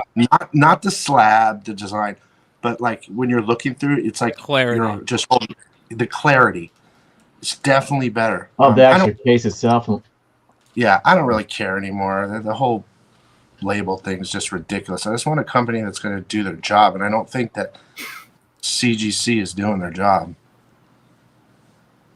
They're just making money. But whatever, they're huge. Yeah, it's interesting, man. It's something that we'll be talking about for a long time. Great comics. We've been talking about it for 5-6 years already. Yep. It's going to keep on going. It's going to be that one thing that we always fall back on, bitching about the grading or bitching about our selling companies. And rightfully so on a lot of it. You know what I mean? So, but. Well, all right. I know you guys got to finish up, so I'm going to just let you do your thing. I don't want to bother you unless there's some other spec question or something. I'll let you guys do your thing. We appreciate you, brother, and you're welcome to come on here and hang out anytime. And Mike, appreciate you coming on, and we're gonna dude. do I our best appreciate to you guys having me, man. Your chat's yeah. a blast. They had me like freaking laughing like the whole time. I gotta go back. You never know what they're gonna say. Never know, brother. You never know. No, I wanted to respond to like 100. I think the way you draw, it attracts a lot of people in the chat. Yeah. Which is fantastic. We're quiet, but we're out there, Amen. Yeah. You guys give Pool Boy more work. He deserves it. That's what we need to do. That's what we need to do. So we'll drop all the Vote links for below, Pool Boy. and we'll see you. You guys come on anytime. We'll talk to you soon. Yeah, I really appreciate it, man. All right. Thank Later, you, guys. everybody. That was dope. That was awesome. was super dope, you guys. Make sure you guys go check out economicsandcomics.com, and then, of course, Billy's YouTube channel. He's got one of the best YouTube channels for comics. He's always had a great content over there. He's been doing it. He's an OG. He's been doing it a long time. Really, really good dude. I wanted Yee. So, Brian, are you glad we finally dropped Hood? Yeah. Where did Yee go? I'm waiting for him to like pop back up like a apparition. Like, well, you know what I need to do? I'm going to send out. I want to give a big shout out real quick to our boy Adam, Awesome Sauce Radio. Oh yeah, is he coming on? Yeah, we're gonna send him out a link to come hang out with us. Unfortunately, Adam is going through a shitty time right now, and for those of you guys that don't know, he had to put down his beloved fur baby. Yep. So there's not much that can cure that type of thing, but a little bit of comic book loving and some friends and some laughing will hopefully help him out. So we're going to go ahead and see if we can get him to come hang out with us while we go through our FOC and talk about some other stuff that I got to talk about, some news and stuff. So let me go ahead and get this out to you. Adam, there we go. Adam, I'm going to send it to your messenger. All right, here we go. There we go. So on its way to Adam. He'll come hang out with us. Did you see, Nate, any of the news about Daphne Keene's supposedly coming back to play X-23? It's like a more for sure type thing than just a rumor. I'm guessing. No, I saw the when you put the image up, and it's just so weird because like seeing her now versus thinking about her then, it's almost like a completely different person. Like, I hope she comes back, but it's just weird because like I feel like every time I think about her, I'm thinking about the kid who's trying to save Logan. I don't know. I mean, and I read X-Men all the time, so I was thinking about like Sync and I don't know. It's just different. I hope she comes back. I mean, I hope they do it the right way and do it well. I mean, she was great when she was younger, so I imagine she'd be even better now. So, yeah, why not give it if she's a decent enough actor, just let her keep the role. So, I mean, because I like if you read X-Men now and she's Talon, and I think her and Sync I think they're great, and they carry the X-Men. Well, I don't want to say they carry the X-Men. The X-Men story right now, I think is really good. But those two, especially when she came back as Talon, there's a lot to that. And I remember trying to pick up Sync back. I think his first issue was like X-Men 32, back in like 92, 91. I was like, this is a guy that people are missing out on. Like, and there's a lot. If they are the couple, especially going forward, man, they could do a lot, and they would be great. And she's proven herself. I mean, people love her. Yeah. Well, there's a lot of great spec play on that. Let's bring in Adam. What up, brother? How you feeling, bro? I'm up and down, up and down, up and down. It's just been a long, sad day for me. Yeah, I bet, brother. I bet. My dog passed away, and it just... Yeah. I kind of knew it was coming along, but kept on praying for that Hanukkah/Christmas miracle that I got a little bit more time, but just wasn't the day. Yeah. Well, the best thing that we can do as owners for them is to, put them down when the time is necessary. We all don't get lucky and get to, have our dogs pass away in their sleep, or, it's not a situation where you have to do something. But it was the best thing that we did. What we did this morning, putting her to sleep, is the best thing for her. Yeah, she's not suffering anymore. Like normally during drunken chat, she would be molesting my pillows. Which is one of my favorite memories of the last couple of years of my dog. But she wasn't even she was in the same spot on my bed for like 9 hours straight. Yeah, I just knew in my heart that it probably wasn't going to go well with that today. Yeah. Well, but to everyone in the chat and everyone who through social media who's sent me well wishes, I just want to say thanks.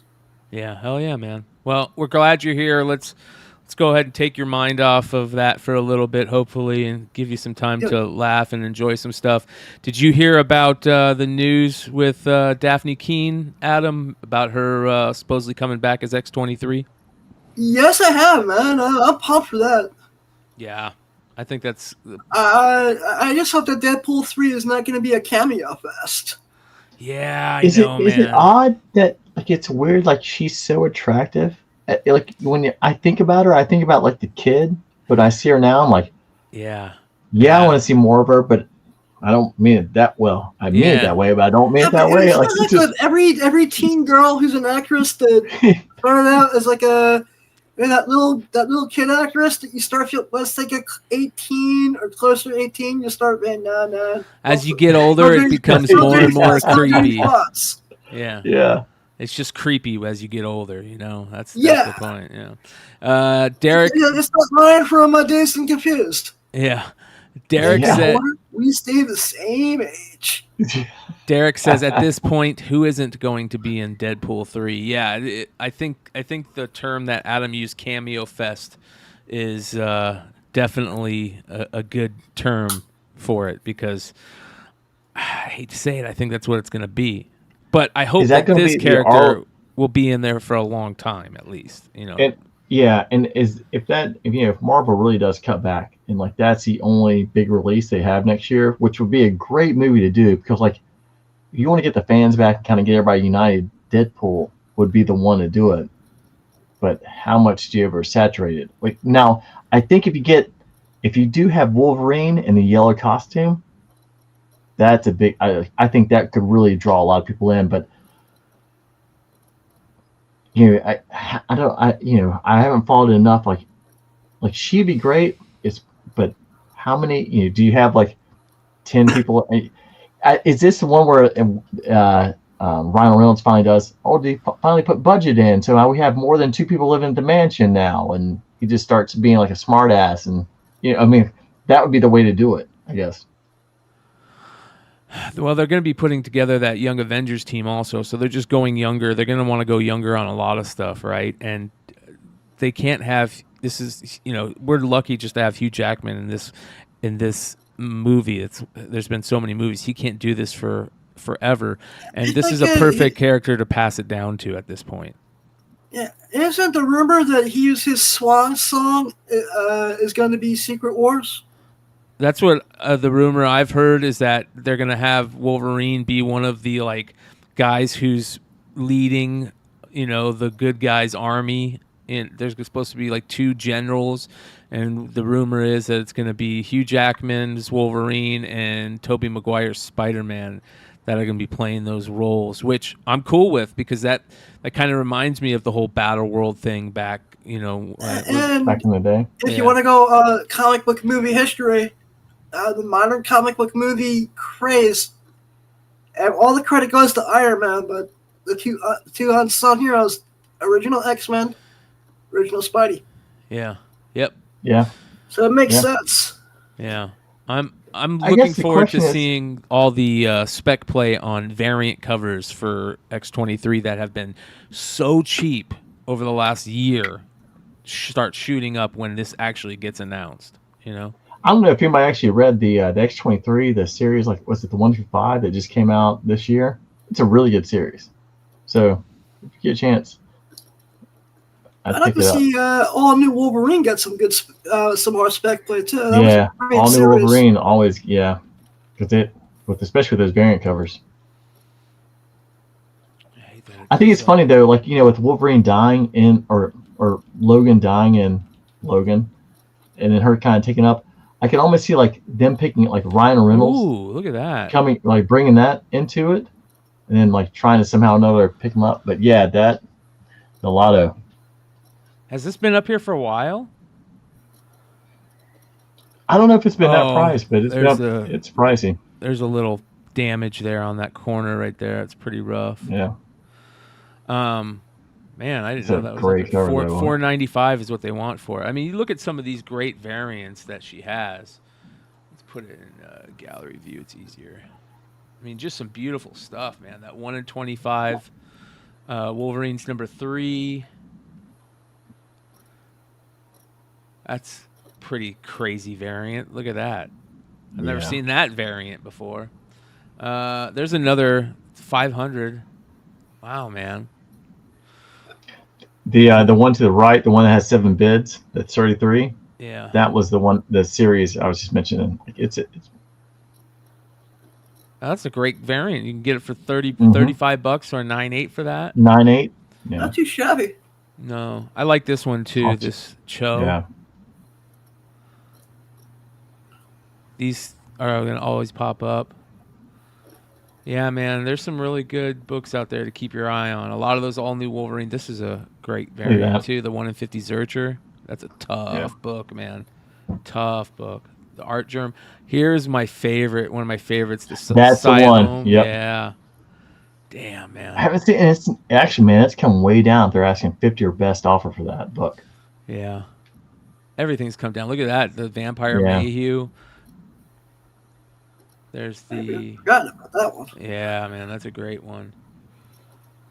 Always loved 451 as a spec play, especially the newsstand. The action figure variant for that. Yeah, the action figure variant's very good for that too. You're right. I got a ton of those. Keep them sealed if you find them mint in package. Don't even open them. I open them, man. I always collect. When I collect action figures, I prefer mint in package, anyways. These are all the Psylocke ones for that have for X-Men 258, but they use the newer Psylocke cover on. Yep.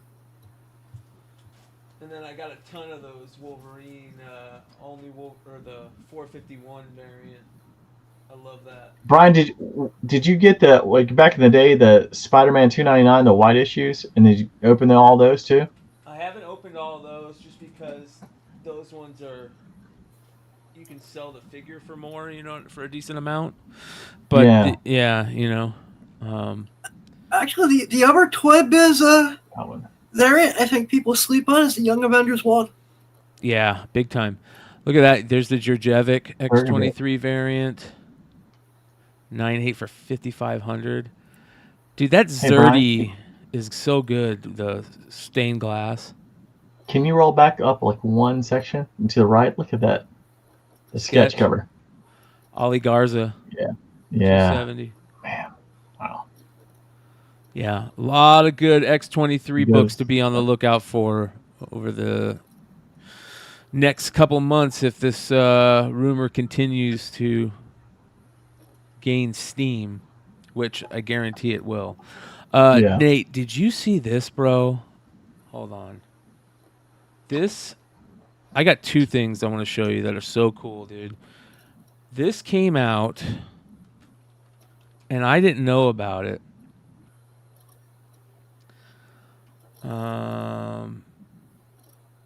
The definitive Kenner book. Did you see that? Have you seen that? No. All right, hold on. Let me find it. Look at this, dude.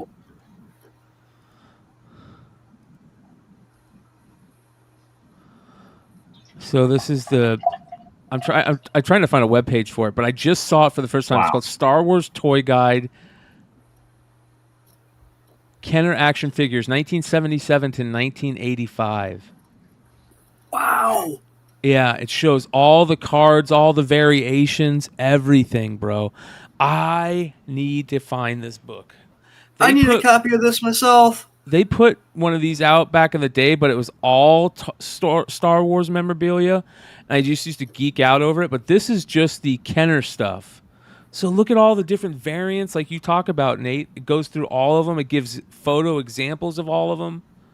Oh, wow. It's like leather-bound, beautiful leather-bound book. I'm about to have a nerdgasm right now. It's awesome. It's incredible. Yeah. Wow. That's. I can honestly tell you, looking at that Ugnaught, I still remember asking my babysitter back when I was like 7 years old if she'd ever seen one of those. And she'd said no. I'm like, oh, if you ever find one, will you buy it so that way I can have one, because that's the only one I'm missing. Because, like, you know, again, being a small town when you're growing up, there's no Toys R Us. And she would look at me like I had lobsters coming out of my heads. Look at that, man. That's so cool. So Joe just got this. He just got the Leia Bausch. Yeah. And he got it unpunched. Yep. And I was telling him, like, that is a great figure. Like, that's the first figure I remember, like, the helmet you could actually take off and take on. But those Return of the Jedi figures, I was like, the plastic yellows faster because of the glue that they used for the Return of the Jedi versus Empire Strikes Back. And so if you find one that's clear, it will go for an incredible amount of money.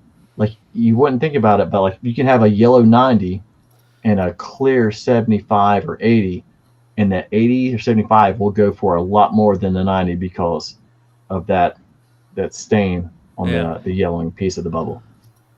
yeah, I thought this was super cool. So it's called the Star Wars Toy Guide Kenner action figures. So let's see if we can find a link to this so we can figure out where this comes from. I just saw it. Read 5 Designs. Here we go. It's a UK toy store. Wow, it's got posters too. Look at these. These are posters of the backs of the cards. Nice. That's crazy, man. Return of the Jedi card back poster. That's crazy. That's super cool. So the book is, let's see, how much is it? Out of stock, 150 pounds. Already sold out.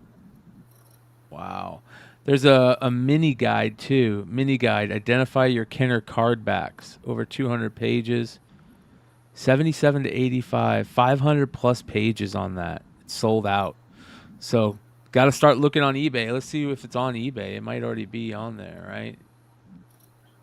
Let's take a look. There's a G.I. Joe one that actually they did a Kickstarter campaign for as well. Oh, really? Oh, wow. Yeah. It hasn't been launched yet. They actually released a YouTube video probably about a month ago showing the different parts about it, just to get the people who are going to get it and showing them what it goes I'll have into. to check that out. Yeah, I just got back into G.I. Joe after. Adam, when I'll send you the link. Cool, because I'm really I just watched this episode called "Raise the Flag." Yeah. Oh yeah. It actually rekindled my love of G.I. Joe. It's not even on. They don't even have any on eBay available. Oh wow! There's an old one, Ultimate Guide. There's many that put it out. I have Not as that. good as Yeah. that. Yeah. Yep. Not as good as that leather-bound one. That leather-bound one was super nice. All right, so that was one thing I wanted to show you. This next thing I'm going to show you. Oh man! Absolutely blew me away, dude. If that was one, I can't imagine what two is. So, I knew that JLS Comics, who every once in a while he'll be in the chat, live chat, hanging out, bullshitting with us. I knew he was a content creator, but I didn't realize how big of a content creator JLS Comics is. JLS Comics has 43,000 subscribers on YouTube, right? And he does the best freaking toy videos. Have you seen these, Nate? I watched. I watched the other day. Who is Destro? Bro, he put out one. He's got great shit. He put out one about unproduced G.I. Joe toys. That is probably, I shit you guys not, I'm going to link it in there. We're going to watch a little bit, and I'm also going to link it. It is one of the top 50, it's one of the top 20 videos that I've seen on YouTube, in my opinion, right now. Just because I love G.I. Joe so much, and I've never seen somebody break down these unproduced figures. You guys know I love unproduced figures. You know I love the promo figures. Check out how good this is. I'm going to go ahead and turn up the volume on this. Listen to this.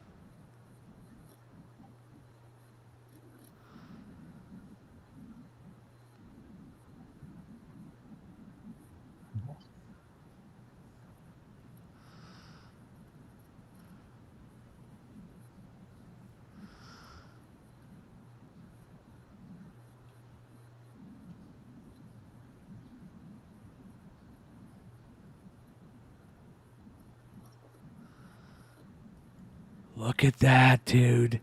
Oh. That is a crossover of G.I. Joe. That's dial tone. Stalker and Ravage. Yes, bro. Well, it's dial tone. It's you're right. It is dial tone. I just can't see the beret. I'm always like Stalker. Yeah. Dude. Yeah. This is, I just bought one of these, the Zartan with Ravage and Soundwave. Oh, the Thunder and Zorana, the Soundwave Thunder Machine. I bought that because of the Ravage and how cool it was, a Transformer design. And here's an original. Look at that, dude. Baroness Robot Panther. That's awesome sauce. How are the cards that Zartan and Zorana came on in the package? I don't know. I haven't got it yet. Okay, so when you open it up, see if they're real flimsy, because I think that's one problem they have. Like, if you go through the Hasbro stuff right now, like the way they do these and the X-Men figures, really nice, really thick stock. Yeah.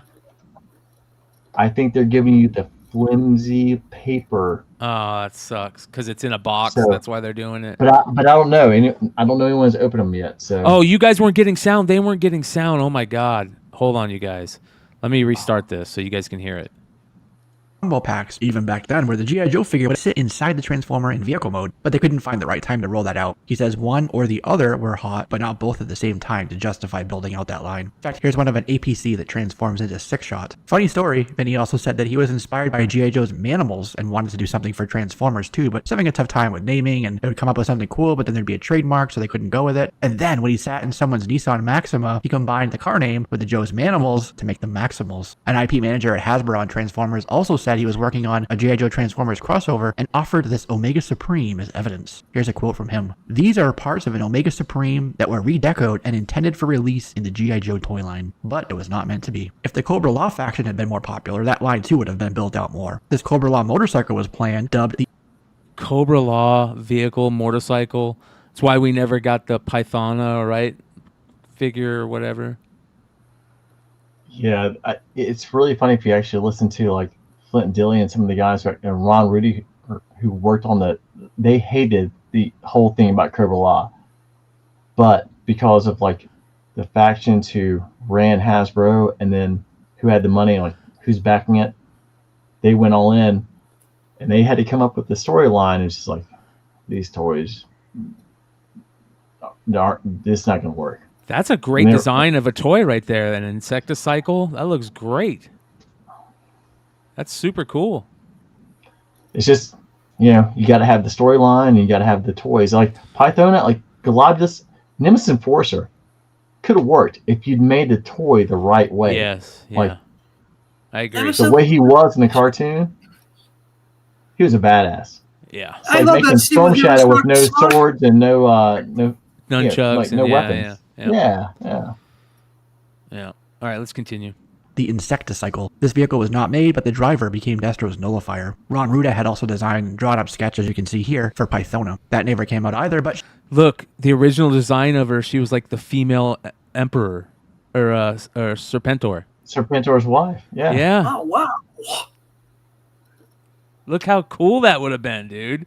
And that's why I love this, because... It reminds me of like a Master of the Universe kind of look. Yeah. I love that he goes back and he's so informative on this. All his videos are so good, dude. Like, shout out JLS. Yeah, he's awesome. Oh my He's God, great man. shit. Yeah. That's big. She would eventually see release via the G.I. Joe Collectors Club in 2016. This G.I. Joe space shuttle was drawn in 1984, predating the Defiant and, of course, the Crusader. Guy Cassaday designed a G.I. Joe armored transport for 1985. It was rejected, and the second writer turned it orange, and it became a mobile missile launcher. He also designed a crab that looked like a toyetic telescopic truck crane, complete with outriggers and a massive boom. On 3djoes.com, it said that Cassaday loosely based this on a Navy Seabees concept. Then there's this Cobra Sub from 1985 that we see in... A Cobra submarine, dude. Concept art and in comic book form, but not as a toy. He really wanted a submarine, but had to settle for the 1990 Cobra Hammerhead. In 1986, Mark Pennington drew this Frag Viper that looks absolutely nothing like the one that we would eventually get in 1989. Look at 86 that. was also the year of the G.I. Joe Borer, a one-man vehicle with a rotating screw up front, because who doesn't love a rotating screw? Remember the cartoon when the Cobra, they drilled through everything. Yep. In Revenge of Cobra, they came through the ice, and when they were doing Serpentor, Mainframe and Beachhead at Vlad Tempe's, they came through with the drill. Like, they always had that. I'm like, where is that? Yeah. Watch this, the part they got coming up talking about the Arctic toys. Was looking to do a mail away in 1987 for the Action Stars serial. This character here, codenamed Chef, was the first option, but that was quickly shelved. I mean, what kid wants to play with spatulas and tongs? Chef was put aside and Starbuster was put in. It was around this time that this towed artillery missile system was drawn up and then put aside, as well as this Mysterious Dreadnought by Dave. Look at that. Another Dreadnought, dude. Doesn't that look like Mad Max? That's where they got Zartan. Weird Science. Or that's where they copied. Dreadnoughts represent, yo. Remember when they put Zartan back out, like 91? Yeah. And he had the Mohawk and he had the pants. That's him. So that's what they did. They took that. This is totally Weird Science. The gun, right? Mad Max, Weird Science, dude. Oh my God. Right? Oh my God, that's fantastic. I know. Now we just need who are the two kids in Weird Science? Yeah. What, the two main characters? Yeah, Anthony Michael Hall. I forget their names in it though. Wyatt and Glenn. Wyatt and Chet. Let us know. Oh, Chet, man. and you remember Wyatt's brother was Chet. Chet, yeah. Shut up, Wyatt. He's like, okay, you owe me your Social Security. All right, here we go. Dorman and witnessed by Mark Pennington. According to Kirk Bozigian, in 1988, we almost got a Cobra Island playset. It was massive, rivaling the size of other sets like the USS Defiant. Look how big that thing is, dude. Yeah, I remember. He says this thing was supposed to be 6 foot in diameter.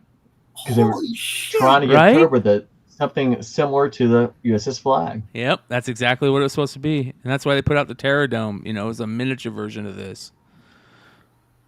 was going to make it too much to make it a viable full production option. Now, here's concept art of a vehicle that eventually morphed into 1990s rolling hibachi grill. I mean, the General. How about a blue General or a red and white Rolling Thunder? But to be fair, those are color studies, which there are probably thousands of at this point for various characters and vehicles. This one is the Com V1, the Communications Observance Manned Vehicle. It looks a whole lot like a snowcat to me. David Kunitz was working on a two-wheeled vehicle called AMLS that he says Wait was till you meant to be see this inexpensive. He also drew this hovercraft jet that's coming up that made it to the modeling stage, but not to production. He says the Scrambler was based on the X-Wing fighter from Star Wars. Kunitz also shared this early design for a G.I. Joe Locust, where the name Locust is actually a play on the word's low cost. Also, Destro's despoiler was originally a chicken walker ground vehicle, like an ATST, before it was made into a fixed-wing craft. A rotary wing craft David worked on was the Cobra Mamba. Here's the first version he drew. This one is the... Remember the Mamba.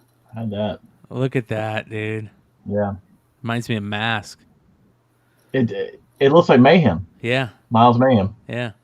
Second version, and what David used when making the model. The Cobra Bug almost looked like this. They added another bubble to up the MSRP from $7 to $10. You can see Bug is an acronym for Battling Underwater Global Guard. This one here is the Sergeant Savage Rock Crusher. But we never got that. The name was used in 2003 for a Jeep in the Built to Rule line. Sergeant Savage's was described as a rapid-fire plunger launcher missile system. This snow vehicle is called the Arctic Lion. While Here it we wasn't go. released like this model became Destro's dual elevating multi-ordnance neutralizer, Demon for short. As discussed recently by its Chad and Dan Klingensmith, Night Force. Oh, dude. Nice. Nearly had this two-pack with Lowlight as Night Spotter and That would have been so great, bro, to have a Night Force Lowlight. Are you kidding me? Why didn't we get that? That's the perfect person, yeah. He actually should naturally be the first person you take. Yeah, hell yeah. Hit and run, too. Blaster from Battle Force 2000 as hovercraft driver. This here is for the creating G.I. Joe kicks. Backstop and Rumbler, Night Force versions. But uses two of the Shockwave and Lowlight Force in the 80s. The other That's two the were Backstop and Rumbler. In 1989, Look at Tiger Force. 87 Cobra Sea Ray vehicle might have been repainted and turned into a G.I. Joe Tiger Force Tiger Ray. There was a Tiger Hawk for G.I. Joe Extreme Tube that never came out in the States, but the mold went overseas and it turned into Fun School's Battle Hawk. Since I mentioned Tiger Force, have you ever seen this repainted Firefly? His name is... They re-put this out as a convention figure, I believe. I think he might talk about it here. Hold on. Didn't know that. Wild Bill and Ripcord were going to join Tiger Force too. In these Polaroids posted to 3djoes.com, you can see a model that Guy Cassaday was working on in 1989 called the Cobra Anvil, which looks like a tracked mobile missile launcher. This one is the Cobra Tread and features corner-mounted guns, swing-out turrets, and heavy armor plates. You can see here in one mode, it's one thick tread that splits down the middle, which then separates and expands to reveal another gunner station. Cassaday called this 4x4 AFV the Cobra Wedge. Here's another that Cassaday designed for 1989, unnamed though as it is. In 1994, with the G.I. Joe 30th Salute trading card set, we got a look at a new vehicle as Card 66. Built. Dude, those look so good. These pictures look so good. They instantly take me back to being a kid, man. Instantly. On a Humvee, a Hammer chassis in 1992, the air defense vehicle had a rotating launcher on the There aft we portion go. of the vehicle that could put 6 missiles in the air quickly. As noted on Card 66, just like Order 66, this one was killed off and never progressed beyond prototype stage. The prototype was on display at a convention in 2009, which you can see right here. Card 67 in that same set featured a vehicle called the G.I. Joe Train. It was inspired by Lionel's and American Flyer trains of the 50s and 60s. It was to be in the LGB scale, making it about 22.5 times smaller than an actual train. Since Playskool was part of Hasbro after Hasbro bought Milton Bradley in 1984, was to use Playskool molds for the track, motor, and chassis to help with cost, but despite I want to show you too expensive, something super cool.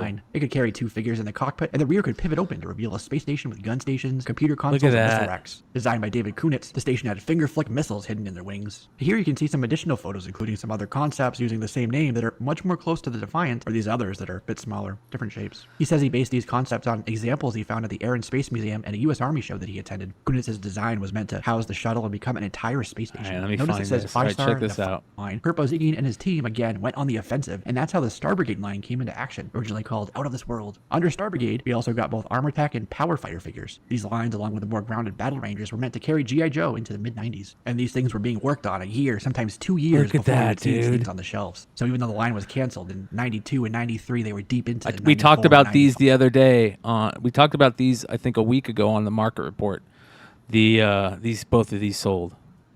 byproduct. The 1993 catalog that featured the Armortech line showed black silhouettes that were in truth Transformers Action Masters. Armortech would have continued into 95 with what were called the Technowalkers. There's a Technowalker General Hawk, a Technowalker Firefly, along with both a G.I. Joe and a Cobra Technowalker Armorbot, all designed by Kurt Rowan. Technowalkers are said to have a wind-up function that would allow them to walk on their own. And you can see the Technowalker Hawk here on this gift wrapper paper, along with the Mega Marines Duke that we never got. 95 was also to have the Manimal Encounters figures. Listen to this. Animal Encounters. In these concepts by Kurt Rowan, it might have included the floating head sucker and the space imp. These perhaps were what the Technowalkers would have faced in the field. This one here is Kunitz's Snap Blast G.I. Joe, shown as mechanized Manimal and Manimal Hunters working concept model. Snap Blast was not approved to move forward with the rest of the line, but this functionality found its way into the 1996 Star Wars figures. That Armorbot was originally set for the Battle Corps line, but was moved to Star Brigade. A perfect fit for that line, if you ask me. 94 Star Brigade was going to battle the Lunardics Empire, so Lobotomax, Predacon, and Carcass were released, but the second wave was not due to the Those are some of the rarest G.I. Joes, by the way, you guys.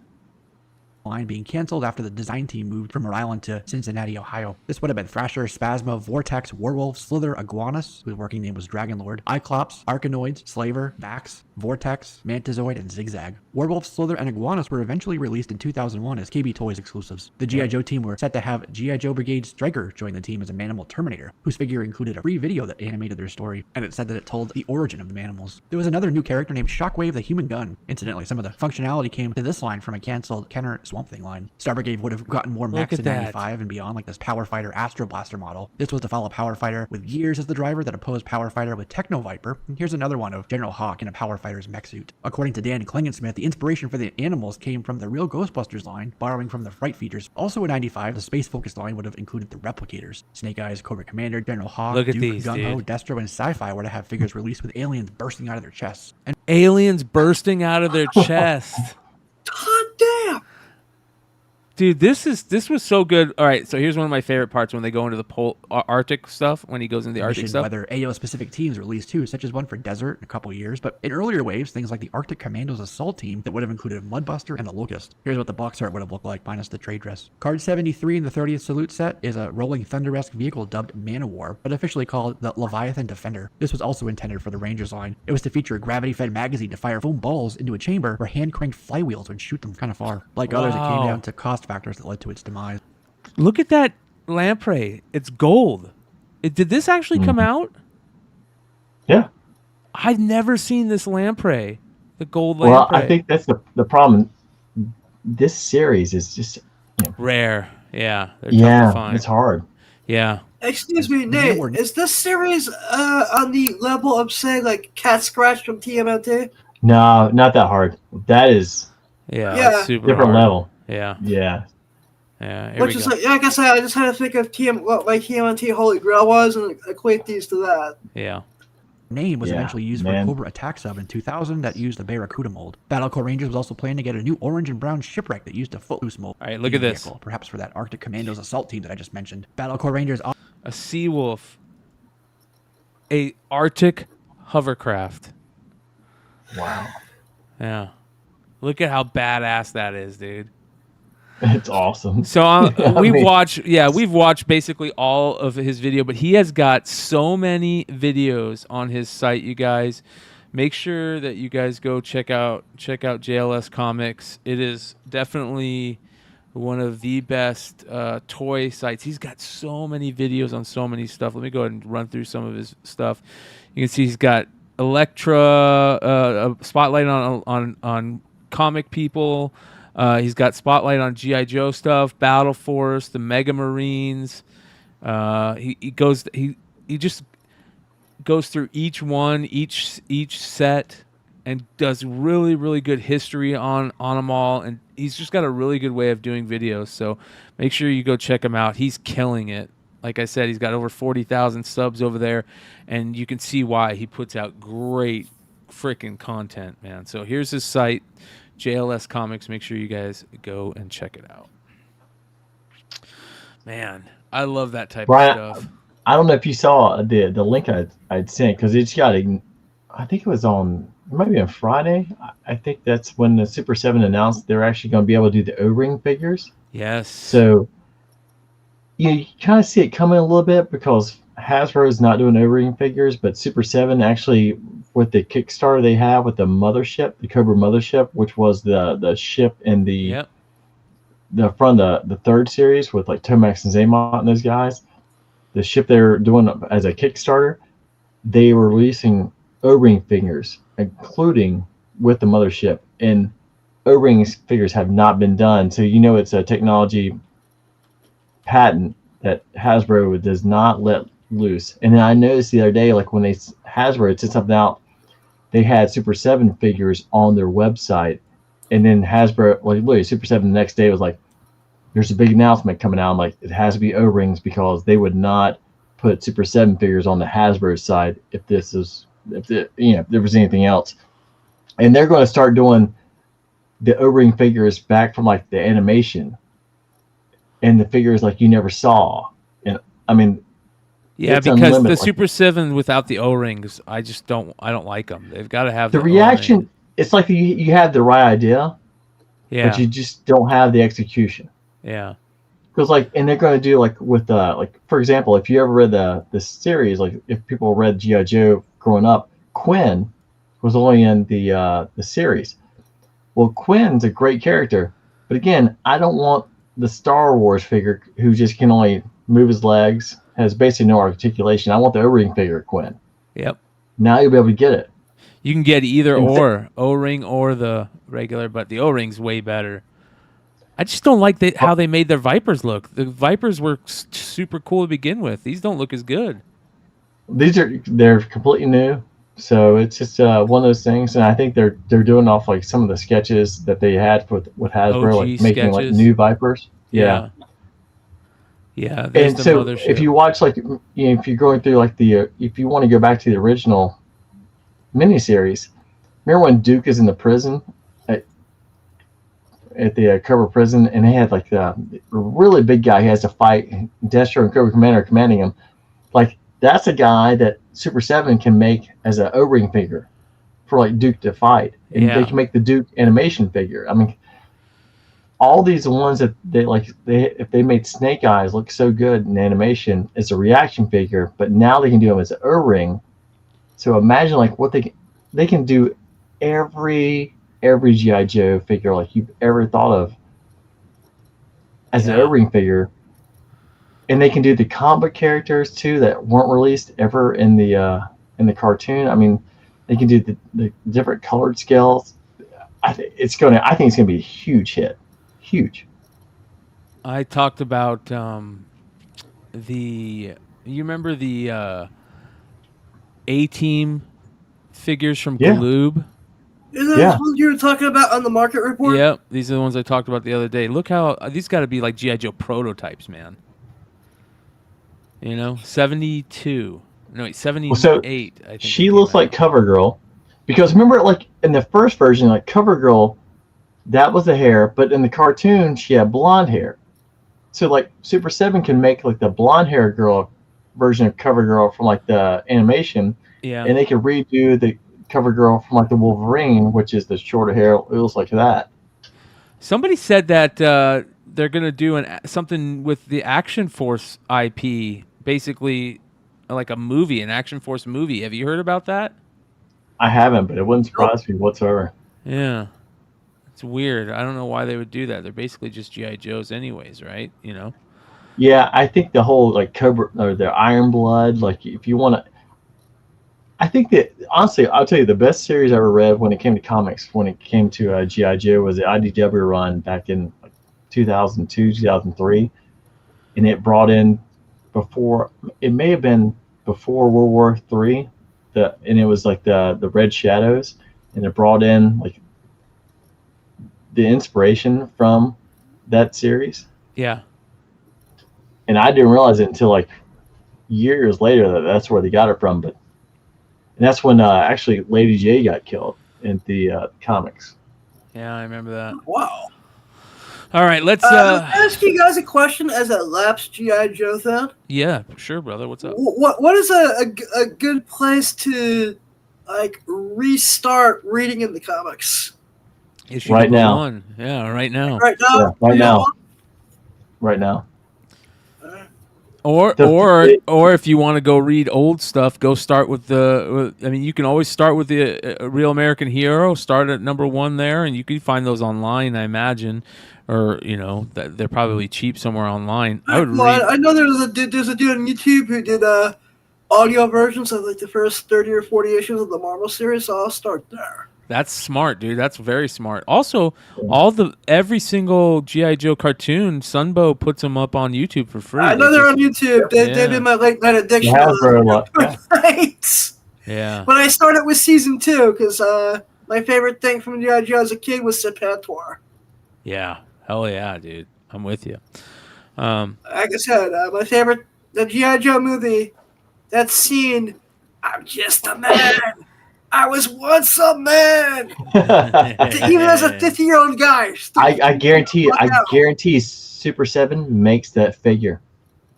I was once a man. And they make it around Roadblock. Like I could see them like doing like different versions where he. I also love the fact they made Roadblock blind for part of the movie too. Yeah. All right, let's get into FOC with our boy Lefteros. Starting off with Action Comics number 1061, the book that Billy told us is probably the key reading book, the reading key this week, I guess we could call it. Lefteros says, had a chance to read this issue, and it was every bit as much fun as you'd expect from a Superman versus Bizarro story. Bizarro does die in this story, but you just know he will be back before we know it. Not the biggest key, but if you're a Superman fan, worth picking up. So there you go. Beautiful John Timms cover. I, Bizarro, Part 1, Death of Bizarro. Next, Berserker Fallen Empire, second printing, the Virgin variant. It was a one-shot that they put out. And there you go, all you Berserker fans out there. I stay away from the Berserker stuff. They went too crazy. Yeah, I mean.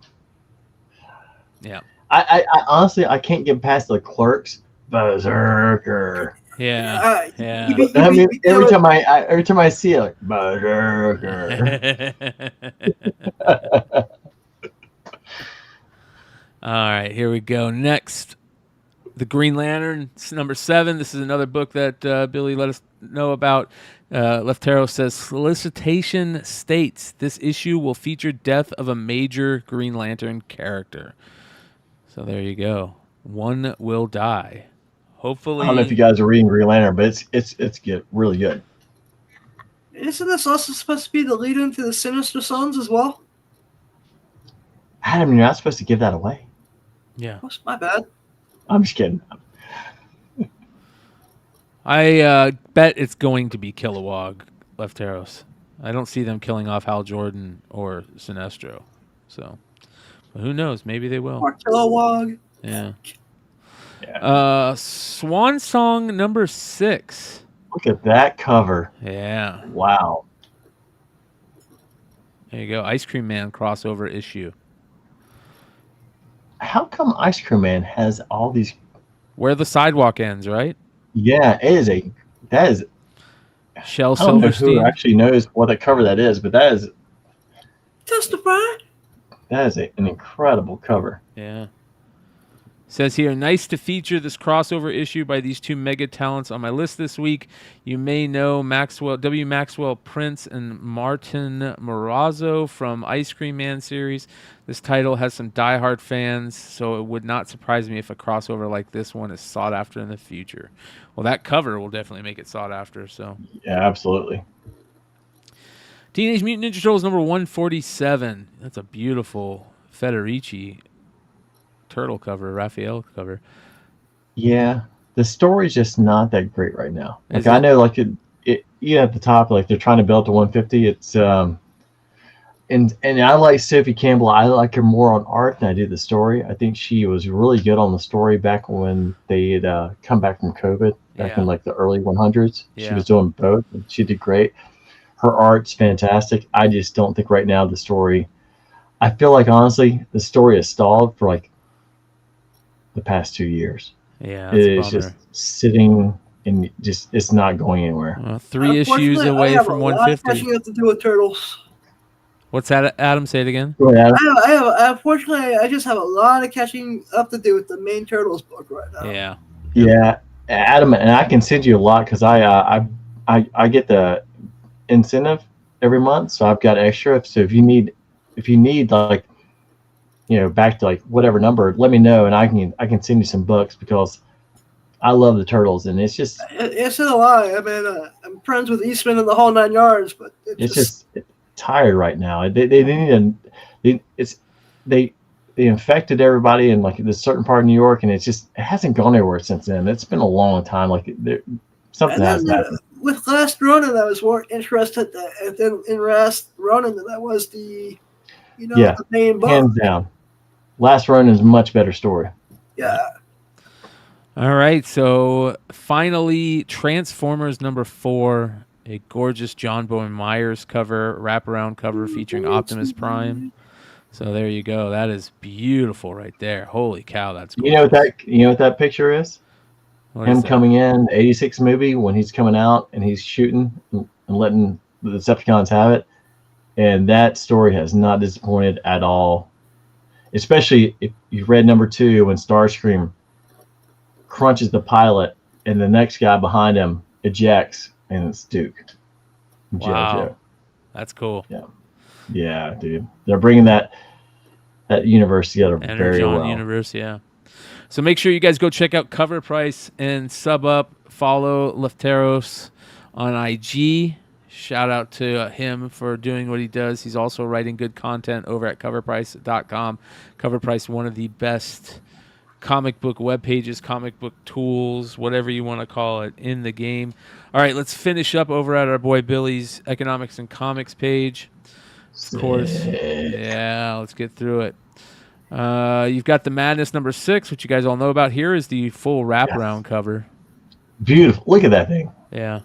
Beautiful. Yeah. Let me do this.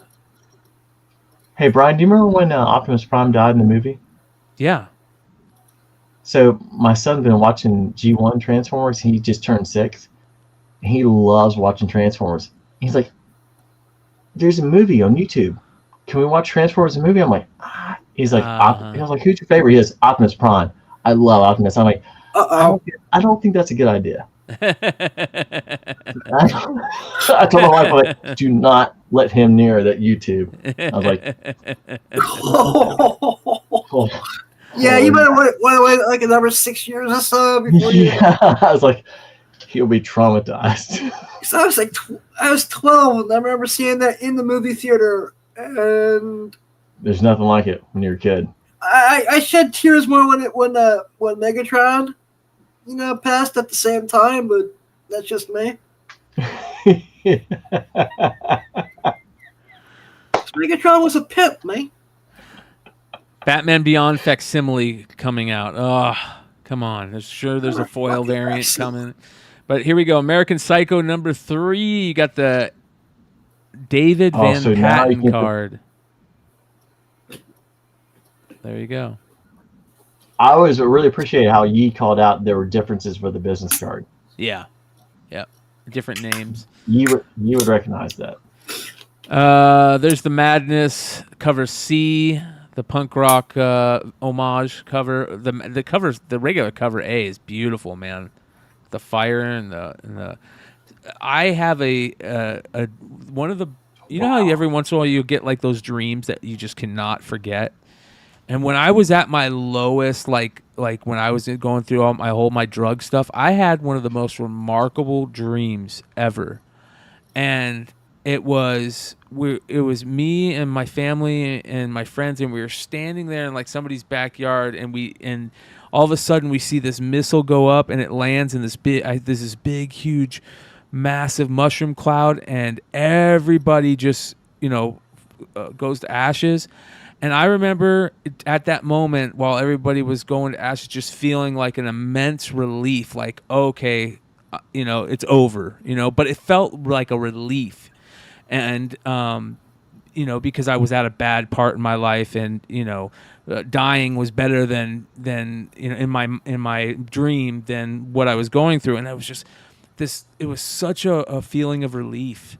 And then I remember it not ending and looking around, and I was still alive, and it turned into the worst fucking nightmare in the world in a second. And I remember that dream is so big on me, and this reminds me of that dream. As crazy and as dark as that sounds, that immediately reminds me of that right there, dude. That image is freaking haunting. Look at that shit. Very, very good. I was going to say, like, I was thinking about the Watchmen. Yeah. Yep. Teenage Mutant Ninja Turtles, Might and Morphin Power Rangers. You got the Frizen variant.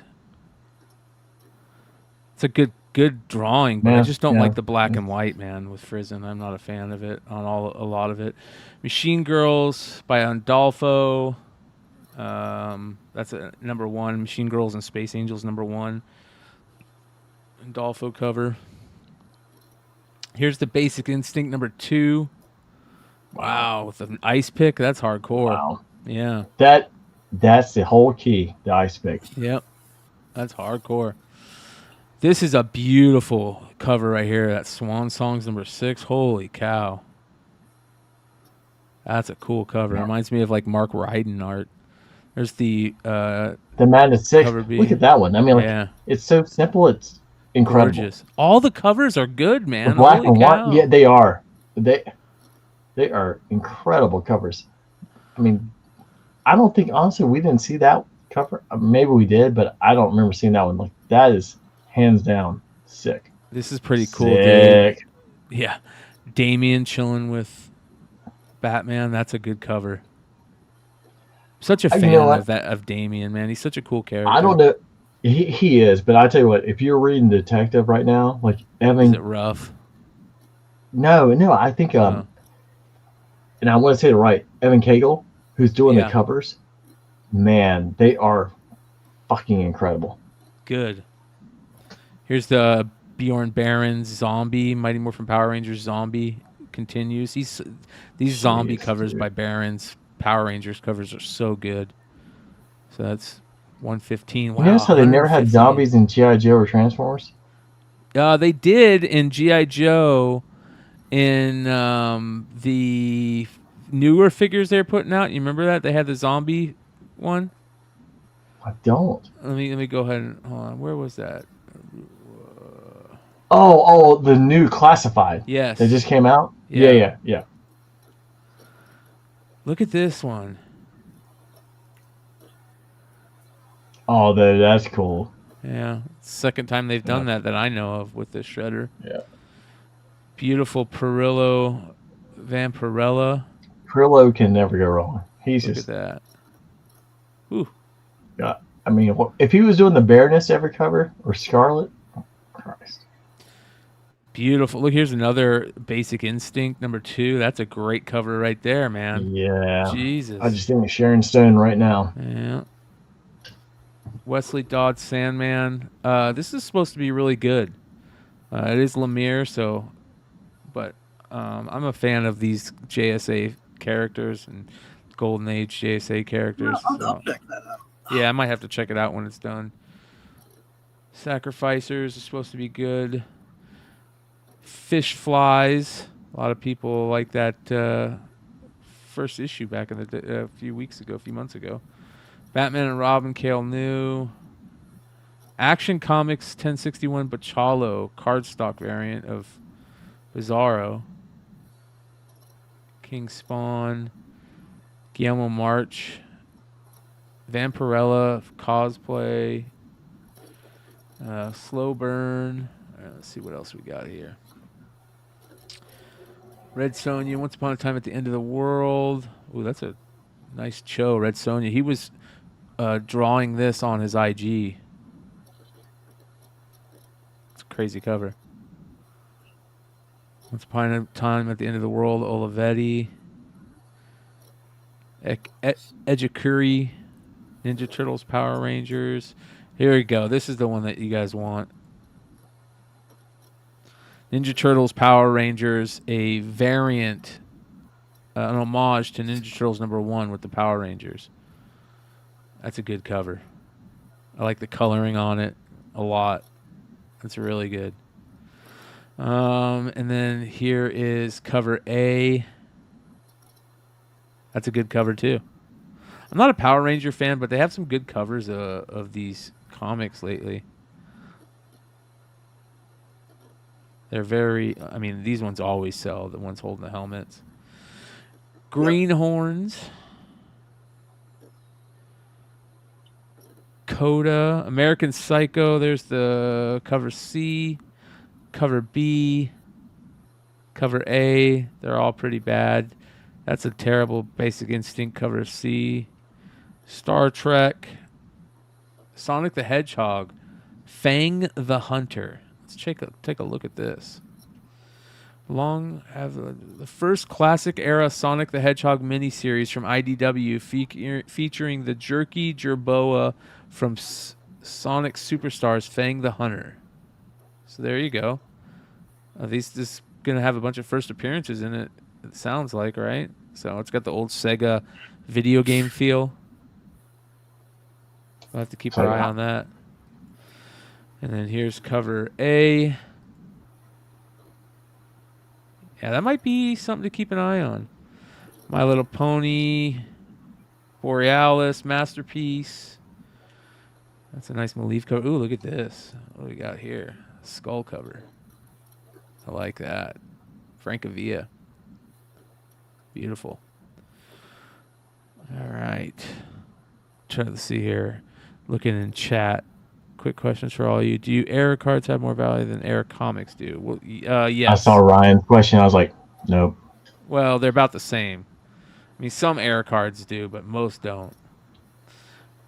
I would tell you the only era comic that I would actually look at would be TMNT #4, the second print, because sometimes they actually take a different series and they put that on #4, the second print, which is #4, the second print is what you want for like Nintendo, that cover. Savage Dragon 267. What is this? Does he get married? Triple size 30th anniversary special. You're invited to the wedding of Angel Murphy and Frank Darling Journal. Savage Dragon's adopted daughter gets married at long last. So there we go. Wow. 267. This is the 70s retro trade dress variant, obviously. Up top there, 100 pages. And then here's the regular. Brian, the fact that I was working in a comic book store 2 years before that came out, I'm starting to feel a little old. I was about to say the same thing. Rick and Morty, look at this. Oh, is that like Akira?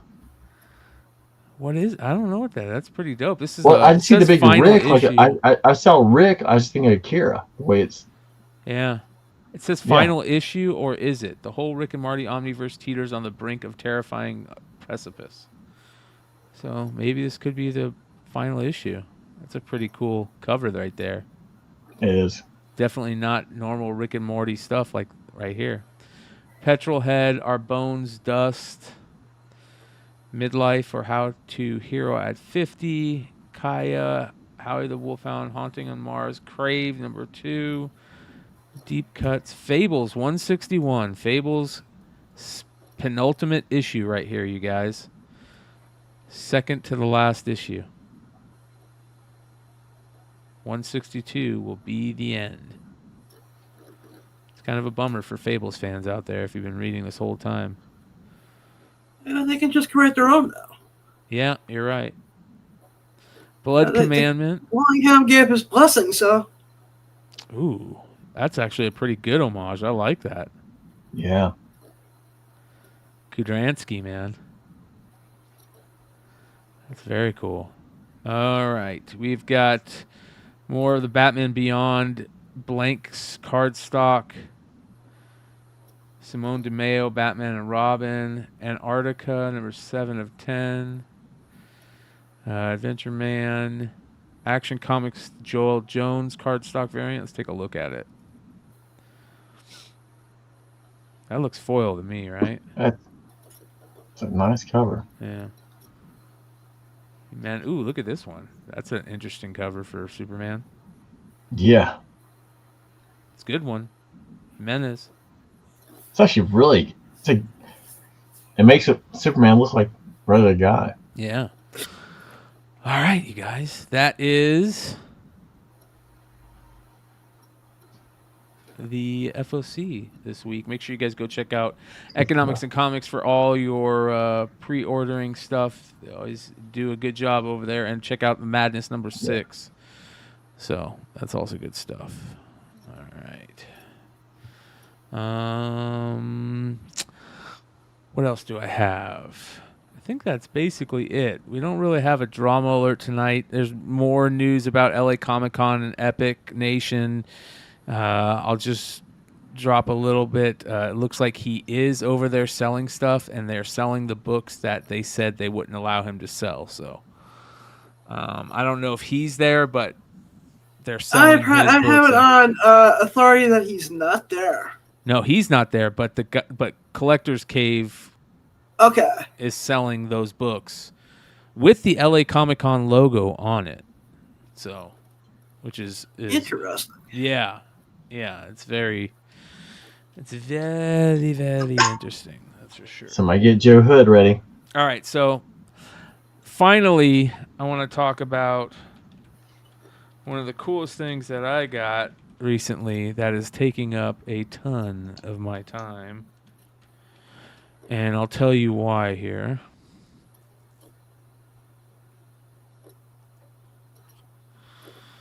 All right, so let me find a good page to do this. Here we go. Maybe this right here. Nope. Let me see here. There should be a lot of images of it. All the Legend of Zelda games. Maybe that's it. All right. So I bought one of these. Nintendo Switch. So I'm jealous. I've been wanting one. I literally was talking to Justin and Zach about that 2 days ago. I was like, if you find a deal on Switch, let me know. We talked about this last weekend. I was like, let me know. Because there are no deals on Switches because everyone wants one. $297 for the OLED. No that's game. A deal. Yeah, that's a good the best deal. And I don't even need a game yet. And let me tell you why. Because when you go on there, you can sign up for the Nintendo Online stuff. And they have every Zelda game on there. Not just the regular Legend of Zelda, Zelda 2. They have a Link to the Past from SNES. They have a Link's Awakening from the Game Boy, which is just like Link to the Past, but like a different story. They have all of the other Game Boy ones on there too, dude. There is so many Zelda games for Game Boy, and they have all the Nintendo 64 games on there, all of them. Oracle of the Ages, the Legend of the Wind Waker, the the Cap one, the Four Swords. They have them all on. This is the one I'm playing right now, The Legend of Zelda: The Minish Cap. And it is so much fun, dude. So much fun. The Minish Cap, is that like a spin-off of what's the movie? Where all the guys die, like with Mark Wahlberg, the Finnish Cap? No, I don't think so. I don't think so. They don't make it back. This is crazy though, man. You don't even, I mean, you can get and then here's the best part. Bro, you hook it up to your TV and you can play these games on your TV. I'm playing these games, these Game Boy, old school Game Boy and Game Boy Advance games on my big screen, and it's so much fun, bro. I am just having a blast playing all these Zelda games. There's so Bryan, many. I have the game for you. You have to play. All right, because you never had Sega. And I did have Sega. I had Sega. Oh, you had a Master. All right, so the Master System. Not the Master Alex System. Kidd Miracle World. What is it called? So they have Sega games on there. By the way, Nate, they have Sega on there that you can play. That's the key. So you can actually go back and forth if you want to between the new version, and you can go back to the retro, the 8-bit, at any point during the game. I think I might be able to sign in and show. Let me see here. Is there a place where you can sign in? Yeah, let me see here if it'll let me log in. Oh boy. Let's take a look. Ooh, yeah, it should let me do it. Yeah, look at that. It lets me sign in. All right, so here are my. Let me see. Let me show you the games that I got. Let me see here. Order history, maybe. I do want to apologize to Dino because I literally have stolen his phrase. Oh boy. Oh boy. I would hear him say it every once. I'm like, oh boy, because you never know what's coming. Like, oh boy. I'm trying to find all the games, man, that you can play, but I just let's see here. I wish Manage. this book was adaptable for people with severe visual impairments. Yeah, you're kind of screwed on that one, Adam, aren't you? I have not played video games in like 25 years. They haven't come much further than Frogger. So if you just like used to like, yeah, it's pretty much the same thing. Yeah, no, there is a version of Mortal Kombat that had some type of adaptability in it that I just haven't had a chance to check out yet. Oh man. Yeah, I'm still man. playing. You can play so many games on there, dude. It's unreal. That's awesome sauce. Yeah. It's awesome sauce. Yeah. You know what? I go to strip clubs. I get lap dances. I guess that's like a video game. Put a $20 bill. It's like putting a quarter in the machine. And then boom, shakalaka. Oh my god, that's funny. Great. All right, you guys, we've been doing this almost 3 hours. I'm trying to keep these shows running a little less long as we have, but we are going to this weekend. We're just taking it easy because I got a bunch of stuff going on at home. So I want to say thank you for everybody that hung out with us tonight. We're not going to hang out. I'm not going to be able to hang out in the after session. I haven't had Discord up. I had to mess with my computer and I had to do some stuff, and my Discord is all messed up right now. All the sound, everything. If I try to bring it up, it echoes, and it's a nightmare. So I have to figure all that out. So I apologize for everybody that's hanging out on the Discord and why we haven't been able to get in there. That being said, make sure you guys sub up. I want to say thank you to all 200 plus. I think we've had definitely had over 200 new subscribers in the last month. In the last 2 months, I think we've had over like almost 400 subscribers. So, or almost 400 subscribers, I think maybe 300 subscribers. It's actually been awesome. Everything is on the rise. So thank you so much to all the new people that have subbed up and all the new people that are checking out all the content. Thank you, as always, to all the homies that have been here since the beginning. Make sure you guys, if you're not subscribed or hit that thumbs up, do that. That really helps out. And, of course, check out all the homies in the descriptions below. And make sure you guys are subbed up over at Stein's channel and his IG, because Stein packs are coming back, and he's going to do something special on that. So make sure you're paying attention to Stein for that one. And Tony is right. I've got some Zelda to play right now. So